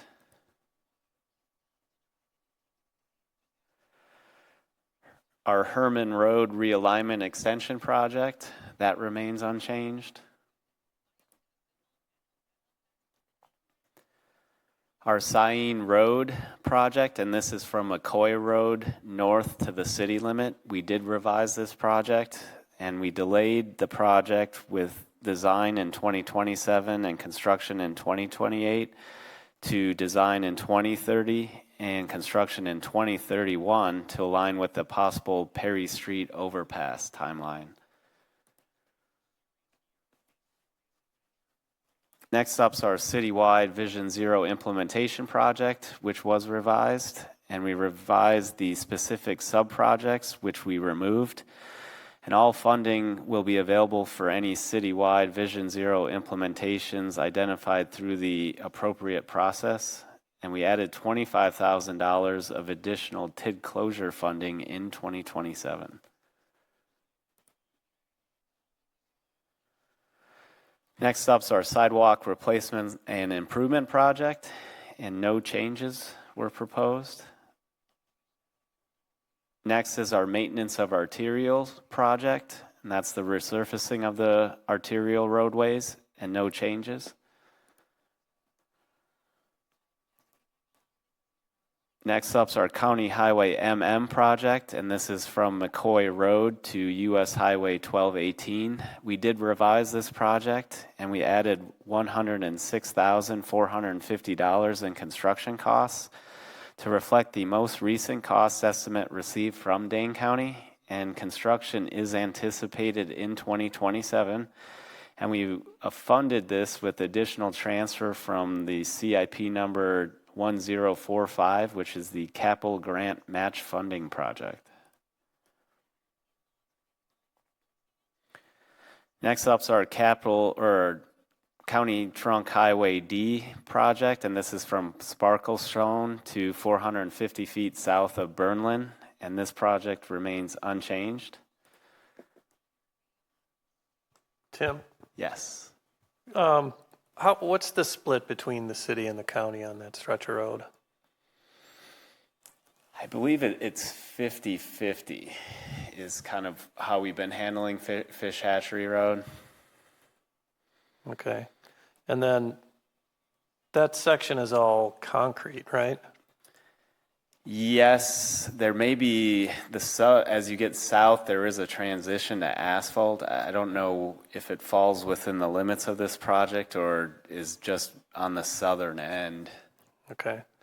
So I guess, what does it mean to resurface a concrete road?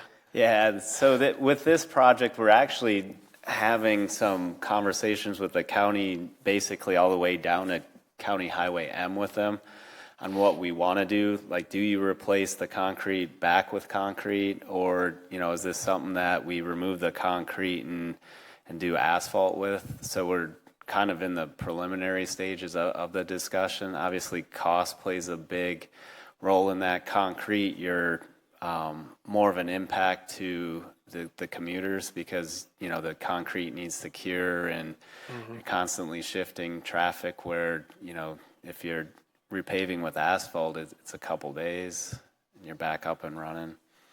What's the typical thickness of that concrete? Is that like 7 and 9 inches? What is that?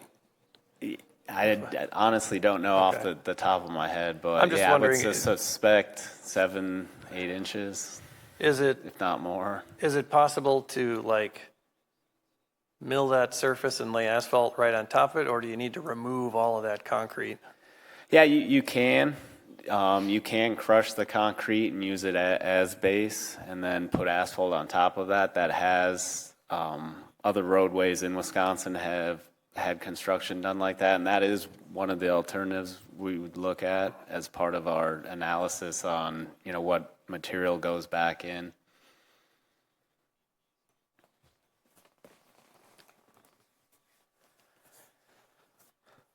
All right, next up is our Fitch-Rona Road project, and we revised this project. So we changed the project title, which was Fitch-Rona Road north of Wayland to south of Wayland. And the project title was changed to Fitch-Rona Road Tonto Trail to County Highway M to reflect the change in project scope.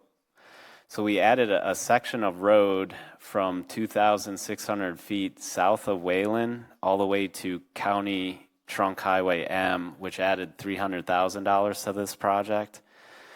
And then we removed the bike lanes from the project because of the Town of Verona section of Fitch-Rona, which is kind of the middle section. So it's from Tonto Trail south to about 680 feet north of Wayland.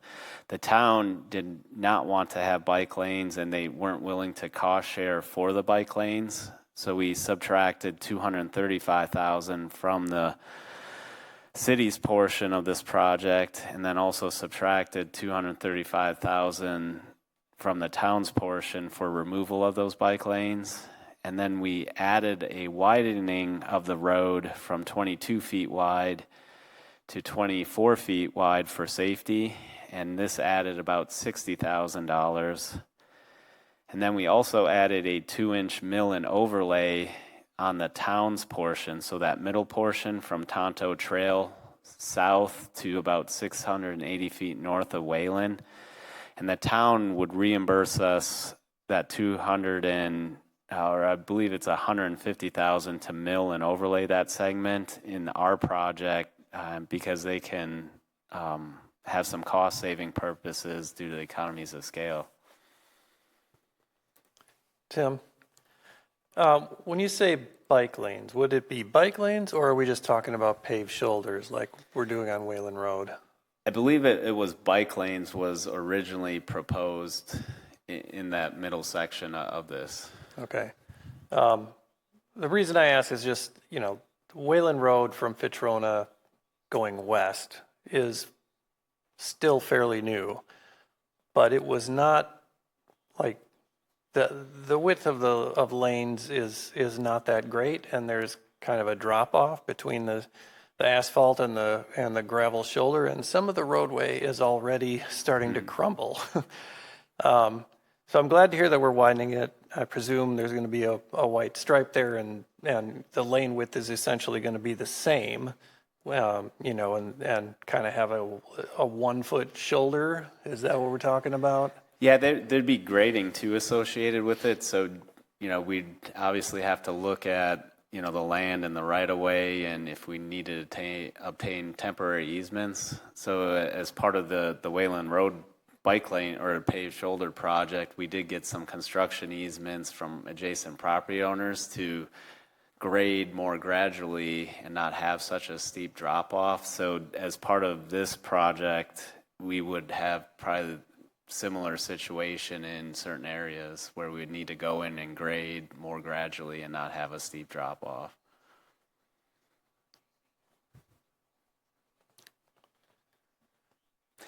And then I guess just with that Fitch-Rona Road, the timing of it would be in 2027, which would coincide with the Fitch-Rona Road reconstruction project. So we'd basically be shut down from Nesbitt south to County Highway M.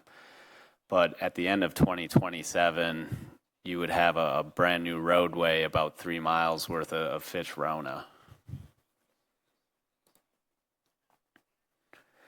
All right, the next project's our Latitude 43 extension project, and we did revise this. We delayed the project. Design was originally in 2027 and construction in 2028, and we delayed it to 2032 design and 2033 to prioritize other projects due to staff workload. And then next up is our Irish Lane project, which we did revise. So we delayed the project from 2027 to 2029, and then we would do design in 2028 and construction in 2030. And this was to align with the available grant funding that we received through the Surface Transportation Block Grant, and which will be recommended for award by the MPO to the Wisconsin Department of Transportation. And then we also increased the planning cost from $400,000 to $405,000.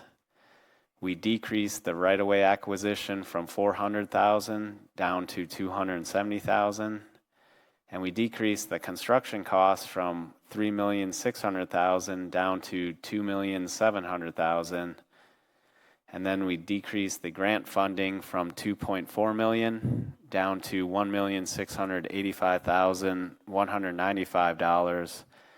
And then the borrowing was also decreased from $1.2 million down to $1,014,805. And that's to reflect the updated estimates and grant funding that we received. Next up's our Southdale Bike Connection, which we revised. We increased the planning cost from $150,000 to $250,000, and we added land acquisition of $50,000. And then we increased the construction cost from $1.5 million to $1,650,000 based on the estimate completed for the grant application. And for this project, we did receive a grant in the amount of $1,311,176. Congratulations on the great grant work. Yeah, it's evident in these presentations. It's great to see. Yeah. Next projects are bike lane additions, and we have no changes. Next up is our Bryant roadway, and this is from Greenway Cross to the West Beltline Highway, and there are no changes. Our Anton Drive roundabout and sidewalk project, no changes. Our County Highway MM bike underpass project, there are no changes. And then our Haight Farm Drive, and this is from Lacey Road to US Highway 14. We did revise this project, so we delayed the project, and design was originally in 2027 with construction in 2028, and it was delayed with design now being in 2028 and construction in 2029. And we did that to align with the US Highway 14 resurfacing project by WSDOT. The overpass on Haight Farm will be closed for 40 days for repairs, so closing both our section and that overpass for the rehab work by WSDOT at the same time minimizes the impact to the residents.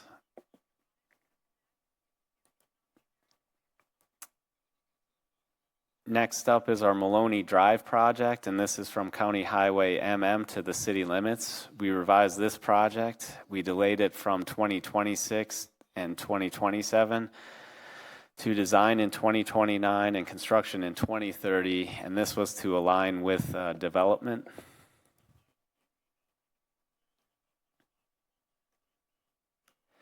Next up's our extension of the bus rapid transit, and we did revise this. So we added $50,000 in sanitary sewer, $160,000 in stormwater, and $50,000 in water for construction in 2028 to account for utility relocations.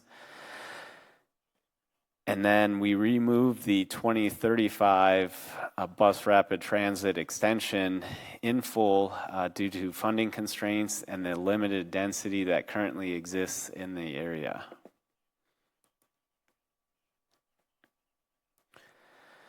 Our next project's the Golden Gate Pass project, and this is a new project.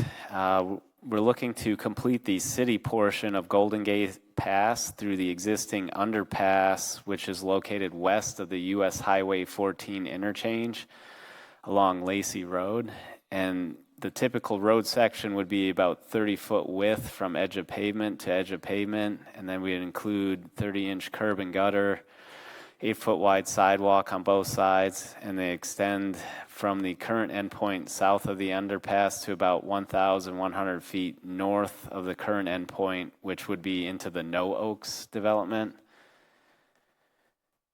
And then we'd look to design this in 2030, land acquisition in 2031, and construction in 2032.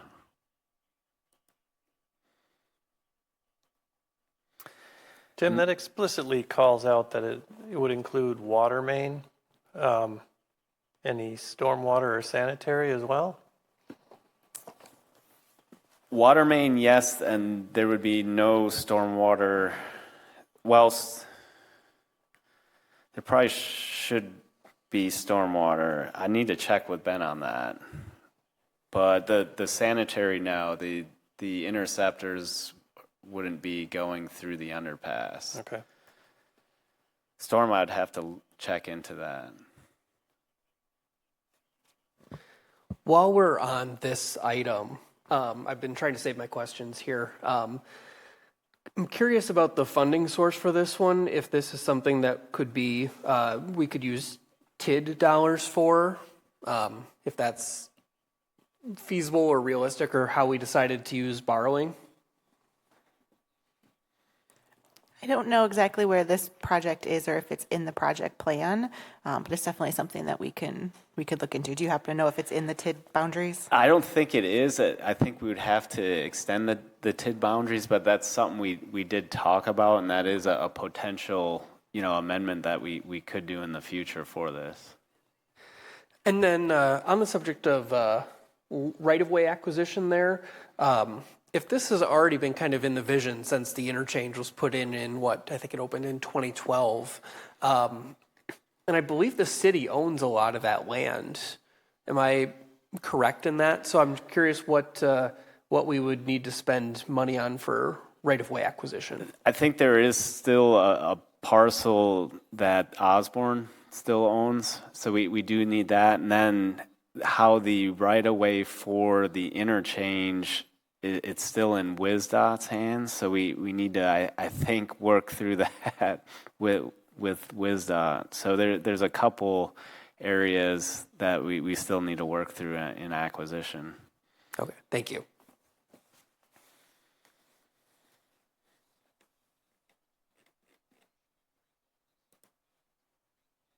And then our last project for streets, it's a new project. It's the Osmondson Road traffic signals.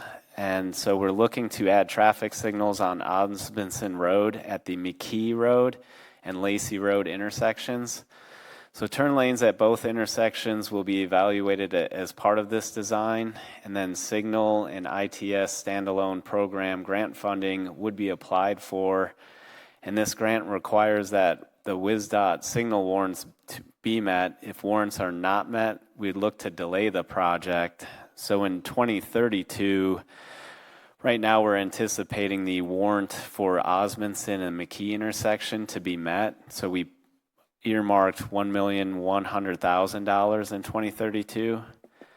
And then in 2036, there was a bit of an oversight where we left out the one cost. So we'd look to either have an alder make an amendment to include the cost for the Lacey intersection in Osmondson, which would be $1,200,000, or we'd look to, since it's in 2036, that we'd just revise it next year.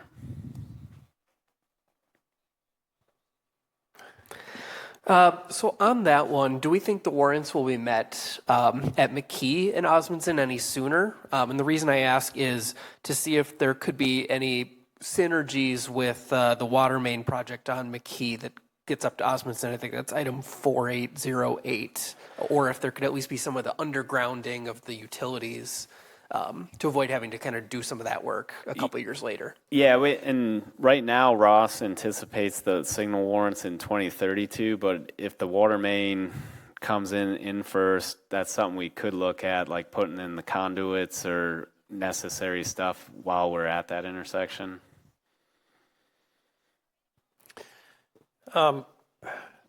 Is there Is there any sort of a limit to the number of signalized intersections along a stretch of road that's designated as an arterial? We got Fish Hatchery Road, Chapel Valley, Richardson Street. We're talking about Osmondson. You got Seminole. You got Spoke Drive. There's. Yeah, there is a distance. I don't know it off the top of my head, but I know the county on Fish Hatchery utilizes, a certain distance. They don't want to see, signals too close because you do get that, weight. But off the top of my head, I don't know that distance. I can check with Ross and let you know, Bill. Okay.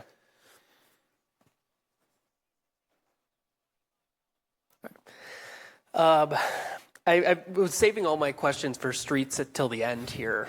So if we could kind of cycle back. Misty, could I have you scroll up just a teeny bit to see from the top? Thank you. All right. I didn't need that, I don't think, actually, but I thank you. So Sain Road, from the north city limit to McCoy. Curious, there's a note in there that we've applied for a TAP grant or a park grant before and haven't gotten it. Do we think our odds are better now or no? I think so. I think TAP's a great program. I know they're funding, I think they're funded through like 2031 right now. So obviously anytime you go after a grant can impact a schedule where it could delay it depending on when funding's available, kind of with how we saw with Irish Lane, how it pushed our project. But yeah, TAP would be, that TAP grant was applied for prior to any of the current staff here, but it's something we definitely would pursue in the future for this project. Okay. Next question on this one is how the Perry Street overpass factors into, is it more of a design consideration or is it more of a minimizing impacts to traffic consideration by wanting to have this project lined up with the Perry Street overpass? Yeah, both, and then also just as far as I think Perry Street's very conceptual right now, that they haven't really nailed down the exact location of it. So we didn't want to come in, do improvements, and not have it line up with what they're proposing. So we wanted to kind of slow it down a little bit so we can kind of get that alignment. Next one on this item is whether the bike infrastructure could be separated out since it's now a boardwalk and keep the road reconstruction still, accelerate that back a little bit. Seeing it delayed 3 years was kind of disappointing given the condition of the road as it exists. Yeah, we can separate it out. Workload is a concern. I'll tell you, transportation, you can see just in the CIP is probably the heaviest for public works, and one person isn't enough to do all this.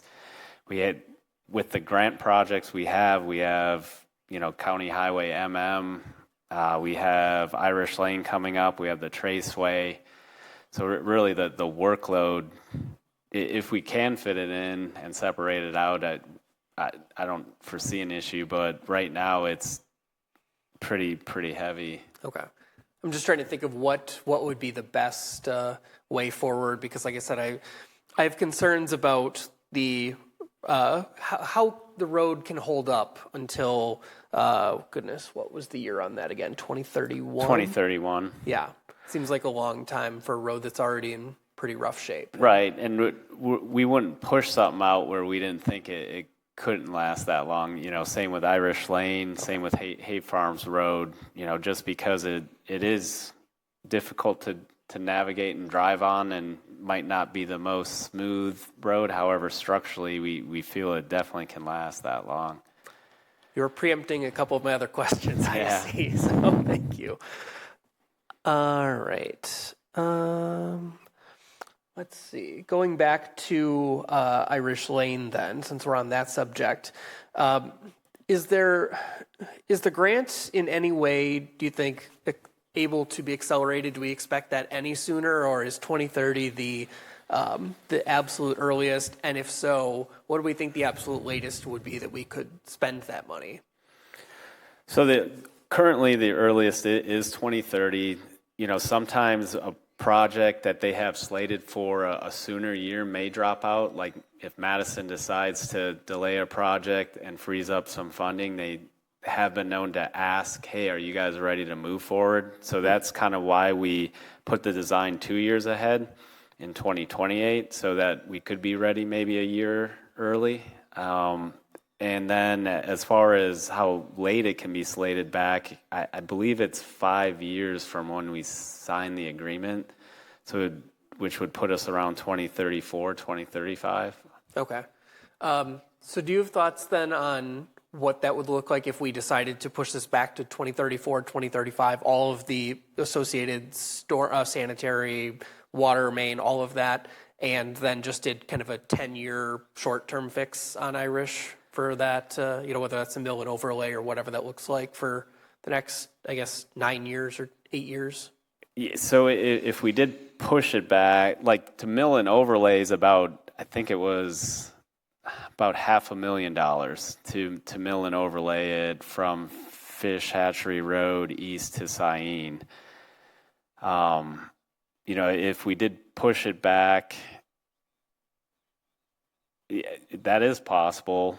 With a mill and overlay, you're just kind of buying time. I don't know if that's necessarily, with the grant funding slated for 2030, I would just move forward with the full reconstruction. And I know we talked about this last year too. I'm just trying to think of, since this is now the fourth CIP in a row that this Irish lane has been delayed, I'm trying to think of if there's, trying to get creative if options are there, and I'm not afraid to ask stupid questions, as my colleagues can hopefully attest. All right. Let's see. The one other kind of, maybe this is a housekeeping one. If we're looking at Irish Lane in 2030 construction, I believe when we get to water main, item 4802, I think that's still listed as design in 28 and construction in 29. Perhaps I'm mistaken, but I thought that's what I saw when we get to that item. So I'm curious if that should be aligned with the road and the other infrastructure.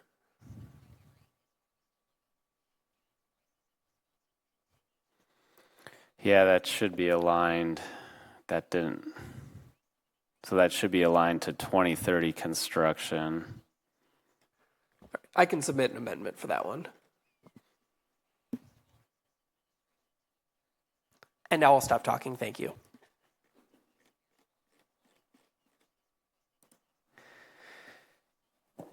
Any other roadway questions or?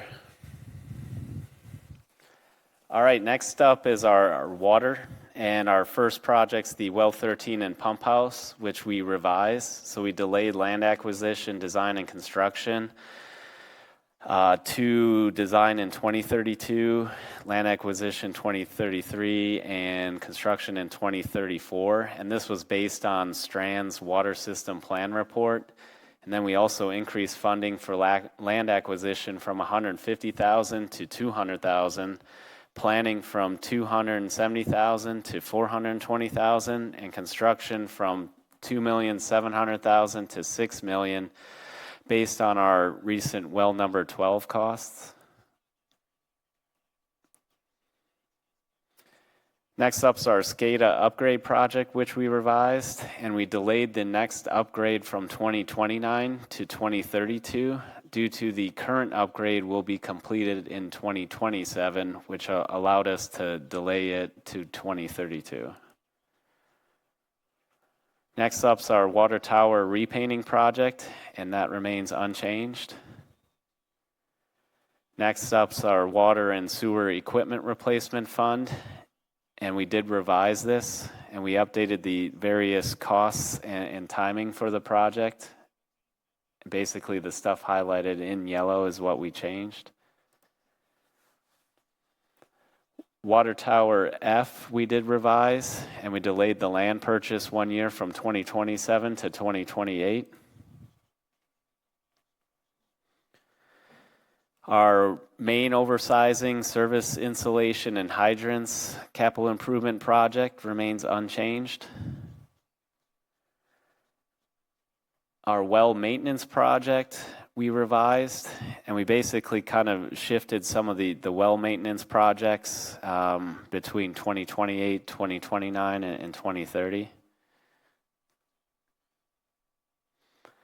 And then our Irish Lane water main project is currently shown as unchanged. However, as Alder Ragsted mentioned earlier, that we need to revise it to coincide with the roadway reconstruction project.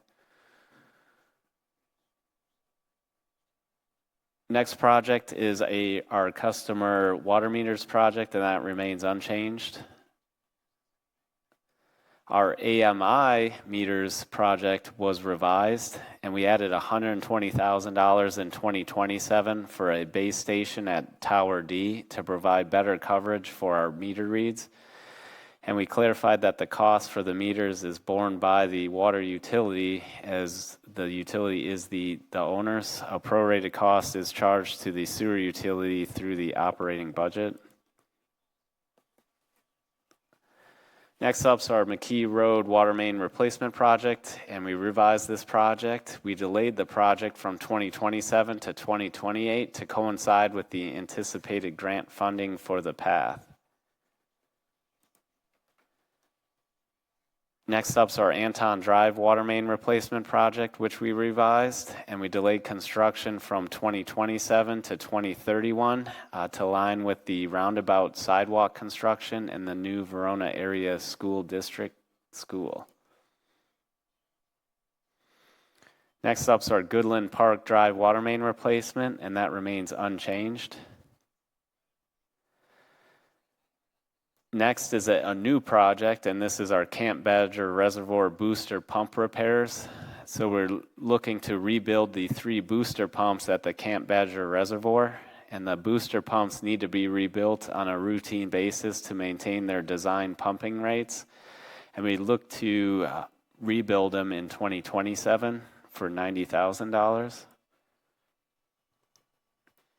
Next is our Lacey Road water main extension project, and this is a new project where we'd look to extend the water main across Lacey Road to the O'Brien property as part of the resurfacing project. So similar to the sanitary sewer stubs across the street, we'd also look to extend the water main south as part of the resurfacing project. So look to design in 2027, and then when the road is resurfaced in 2028, we would look to extend the water main. Next up is our Well 5 Camp Badger Reservoir Repair Improvement Project, and this is a new project, and we're looking to repair the chemical room walls, install resin epoxy floors, add air conditioning, caulk exterior joints, etc. at our well number 5 Camp Badger Reservoir. And we look to design this in 2027 and then look to do that maintenance and improvements in 2028. And that was it. Wonderful, Tim. Thank you so much for your fastidiousness. It's always great. Love working with you. And hope you have a great night. Thank you. All right, so we will move on to our next project, which is finance. Yeah. Misty. So we just have 2 CIP projects under finance. Finance doesn't have capital things we do ourselves, but we kind of facilitate some of the financial strategies that help us get these other projects done.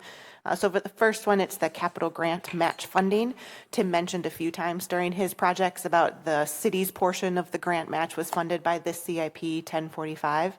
This is one of the creative funding mechanism we are using. So if you were involved in the audit presentation last meeting, our fund balance has been going down. We have intentionally and deliberately spending that down on one-time things. This is one of those ways that we have done that. So we've taken that fund balance that was in excess of our policy, we're moving it to this CIP project, and then that funding source is available for the capital grant matches in the other projects. So this is kind of the pot of money, and then we transfer it to those other projects when we actually want to spend it. So we did did put 2 more years worth of $500,000 of kind of money into that pot over the next couple of years, because the building permits and the interest revenue does continue to be higher. So we think that we'll still be above our policy and be able to do that. It's a way to get some of those projects done without having to scramble or try to find a way to fund them, so that we can take advantage of those grant opportunities when they arise. And then the other one is the expenditure restraint incentive program. So we talked about this a little bit at the committee of the whole meeting that I was at last month. So this is, again, just the funding mechanism. So the city's practice has been to take the money that we receive from that expenditure restraint aid program, and we apply it the following year to our capital purchases. This is that funding mechanism by which we do that. So the money that we get from the state goes into this project, and then we use that money to buy down how much property taxes we spend on other projects. So I don't assign that aid to specific projects at this point. We do that through the operating budget, and this is just kind of a holding point there. This is the one that I guess our black mark that we have in our financial planning is this project. We have seen pretty significant declines in our expenditure restraint aid over the last few years, and I expect it to probably end completely in the next couple of years as we fall out of that program. But we are using one-time fund balance to kind of hold the line on what we would have expected to receive in that aid in prior years. So this is the one black mark that we have. We're using one-time fund balance to pay for planned capital items. It's not a great practice, but the way that we've mitigated it is that we do have a large amount of fund balance available to cover the next 10 years that we're using that strategy. So while it's far from ideal, we at least are covered for 10 years while we try to figure out how to phase off of that structural deficit. Thanks for sharing, Misty. That's tough decisions, but appreciate the explanation. Next is administration. Our deputy administrator is here. Take it away. Thank you. First item is going to be project number 1038, which is our solar investment. This is for our solar projects throughout the city, and there are no changes for 2027. Next up is 1042, which is the hybrid and electrical vehicles fund. This helps fund our purchases for hybrid and electric vehicles, and there are no changes in 2027. General fleet vehicles at 1043 is the project number. A couple minor changes for 2027 as we moved car number 2, which is an old squad that was planned for administration.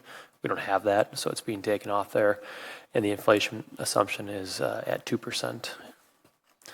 And then lastly, we have the project 6275, which is the teen center. The change for this project is has been delayed to design in 2028 and then construction in 2029. And I'm happy to answer any questions. Yeah, can you explain what our solar investment, we've got some money in there, and what was it originally going to be used for? What are we currently spending it on, and that sort of thing? What do we have planned for future projects? Yeah, Missy, you can correct me if I'm wrong, but I believe the original intent of that was to expand solar opportunities in the city. That was shifted last year as part of the process, and the intent now is to use that for repairs. So right now we've got some issues in the library. I think we've got a couple issues, or at least one issue at Fire Station 2 and an issue at Fire Station 3. Part of the challenge, I'll use the library as an example, is just with their repair budget they've already pretty close to spending their 2026 repair budget they have allocated for this year. It's almost already been taken up by just things that have happened there. So in order to fix that solar on the roof is that we're going to tap some of these funds that kind of makes those repairs. So the intent is to keep using the funds to fix the solar when it has issues. Some additional history there, too. Some of this was my amendments into the CIP years ago that were related to solar that were somewhat unvetted in nature, but they coalesced them around here. So solar canopies over the parking lot, I think, was one of them. Solar at the lift station. No, not the lift station. Yeah, the lift station. Yeah, over in Terra Vesa were a couple of examples of those that got... it wasn't originally in these pieces. It was originally elsewhere, and then it got kind of coalesced under here. But those projects have... had trouble getting off the ground. What is the status of because there is a feasibility study for solar at the lift station. Where does that stand right now? The actual study itself, I believe Strand was working on that at one point. I think Tracy Foss might have been involved in that. I haven't seen it. I think it's still in the works or it's close to being done, but I'm not sure. I feel like that study was from several years ago, and I'm not sure why it would span multiple years. Yeah, I can look into it. I'll get you an answer. All right. I have a question. The hybrid electric vehicle fund, which is another one of my old ideas that ended up in a CIP project, it was funded through, when we went back when gas was really cheap and we had more budgeted than we needed, we put it into that fund. So it looks like the fund balance right now is $61,000. My understanding is that we haven't drawn on this a lot. The original intent of it was to pay for costs we couldn't fund otherwise, like assuming that electric vehicles and hybrid vehicles would be more expensive than gas-powered vehicles. And my understanding is a lot of times that hasn't turned out to be true. The vehicles were pretty much the same as gas-powered, which I don't think any of us anticipated. Although obviously also the intent was to pay for any sort of infrastructure needed for electric vehicles. But have we really drawn on these funds significantly in any way? And do we need to rethink how we're using this fund? Yeah. So we have used it in at least a handful of examples I can think of, or at least things that have flown through this fund that might not have been kind of your original vision, but like we put some, is either ARPA or TID closure money in here, and that's how we were paying for the different chargers that we're going to need around city campus, so that flowed through this CIP project. I can also think of at least 5 vehicles that did have a differential over the past several years, and so that just that differential is what we are using this money for. And there is at least one more that I know we're actively working on now that will have a relatively small differential that we'll try to tap into this money too. So it has been put to use. Yes, not to maybe the level that we thought it might need to, which is great because those prices are coming down. But it is a tool, and it's helped get certain projects over that hump. So I think it's been a great addition. We had some for grant matching too, I thought. We had it like pledged for potential grant matching for something. So was that again? There was I think 8 or 9 vehicles that we got when the $7,500 federal tax rebate was there, and so if the differential came out of this project and then we submitted it for reimbursement from the federal grant, then that federal grant money came back into this project to kind of replenish it. Nice. So if the CIP project itself kind of took care of the whole thing, then that rebate went back into that project. So we matched up who spent the money with who got the rebate, with this one being replenished first priority if it was used. Great. Thank you for stewarding that so well. Another question I have, we've had a lot of conversation about B-cycle stations and where we need them placed in the city to create a microtransit network that's effective. And the problem is that it's difficult to compel a private organization to put them in because it does have a capital expense. We were just talking at Plan Commission last week about the YMCA and what a great place that would be for a B-cycle station, given the fact that it's on the bike trail. But they're a nonprofit and they don't want to add $10,000 or $12,000 or whatever it would cost for them to their budget.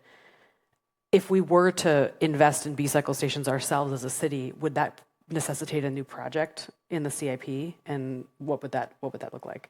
Yeah, so I'm not quite as familiar with the cost.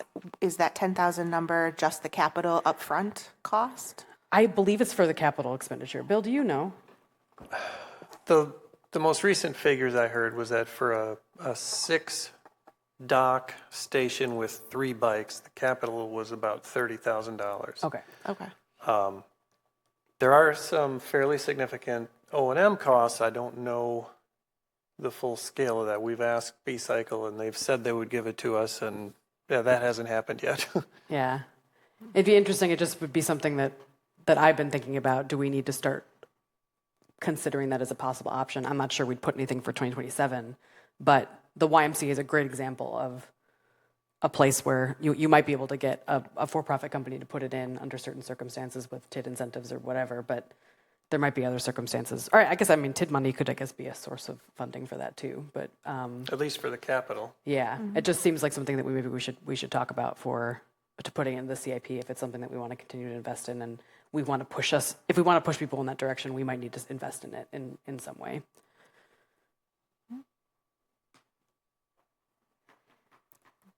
Nothing else? Any other questions for Adam or for otherwise? Otherwise, I do have next steps Yes, that we can please. talk about. So tonight was kind of the information gathering stage. As of now, since we've gotten through all of the presentations, now we're in the prioritization stage. So tomorrow at the regularly scheduled council meeting, there'll be a public hearing. So this is where the public can share with you alders what they think the priorities should be and give you a chance to hear that information and decide if you want to put through an amendment to possibly change what the mayor proposed. And then if they have been talked about, say, at committees levels and you're a liaison to that committee, that would be another kind of source of information for you on decisions or options that you may want to submit for council amendments. So those amendments are due to me on July 6th. I don't remember if I emailed out the form to you guys when I sent the link. I did. If I didn't, I will. So please make sure that you use that electronic form. Once it comes to me, I will kind of look at it for clarity, make sure it makes sense, because if it makes sense to me, hopefully it'll make sense to other people as well, and I'll fill out kind of my section of the form. But I do always send it back to you guys to get your final buy-in on it. So if you do submit amendments, please kind of stay tuned to your email so we can work together quickly to get those in final format. I can then share them with the department heads who can put together a staff memo just to provide any additional context that you may want to have as you're making that decision. So staff won't necessarily make recommendations, but we will make sure that you have all the information that you need to make an informed decision on it. That packet then will be shared in the middle of July, posted out to the website, shared with you guys. That's the next meeting, the second meeting in July, we'll have another public hearing. This is where the public can weigh in on those amendments themselves and share their thoughts on what those amendments are. And then that same night, we'll go through all of the amendments. We can amend the amendments and then have an adopted CIP at the end. I will remind you that we don't do any amendments from the floor. So if there is anything that you may want to do with a particular CIP project, make sure you put an amendment for it. But then once that project is identified as possibly being amended, anything could happen to that project. So once you put an amendment, that's not the only thing that could be considered, but at least lets people know that they're on notice that there could be changes to that particular project. And then other than that, yep, so it is a planning document, how we do it here. So once we do have that adopted item, whatever's in 2027, we'll go in the first version of the budget that goes to the mayor. And then anything that is changed between the adopted CIP and the mayor's proposed budget is called out specifically in the document, just so for transparency, so everybody kind of knows what happened along the way. And so then tonight we do have this resolution on the floor for the Finance Committee. I'll remind you only the Finance Committee members can vote. Sorry, Logan. And then it is, of course, subject to the amendment process as we go on. I don't think we need to call that out specifically. It's just kind of understood that that's the process. Wonderful. Thank you, Misty, for next steps. We are at the end of our presentations around CIP, so we move on to our action item for today. I'll need a motion on Resolution R13726, adopting the 2027 to 2036 Capital Improvement Plan, CIP. I move to approve. Motion approved by Alder Jetzer. And just for the two of us, all in favor of the CIP of R13726, say aye. Aye. Aye. Motion carries unanimously. Moving on to item 6, announcements. Our next finance meeting will be tomorrow, Tuesday, June 23rd, 2026 at 5:30 p.m. I'll take a motion to adjourn. I move we adjourn. All in favor of adjournment, say aye. Aye. Aye. Motion carries. We are adjourned at 7:51 p.m. Thank you.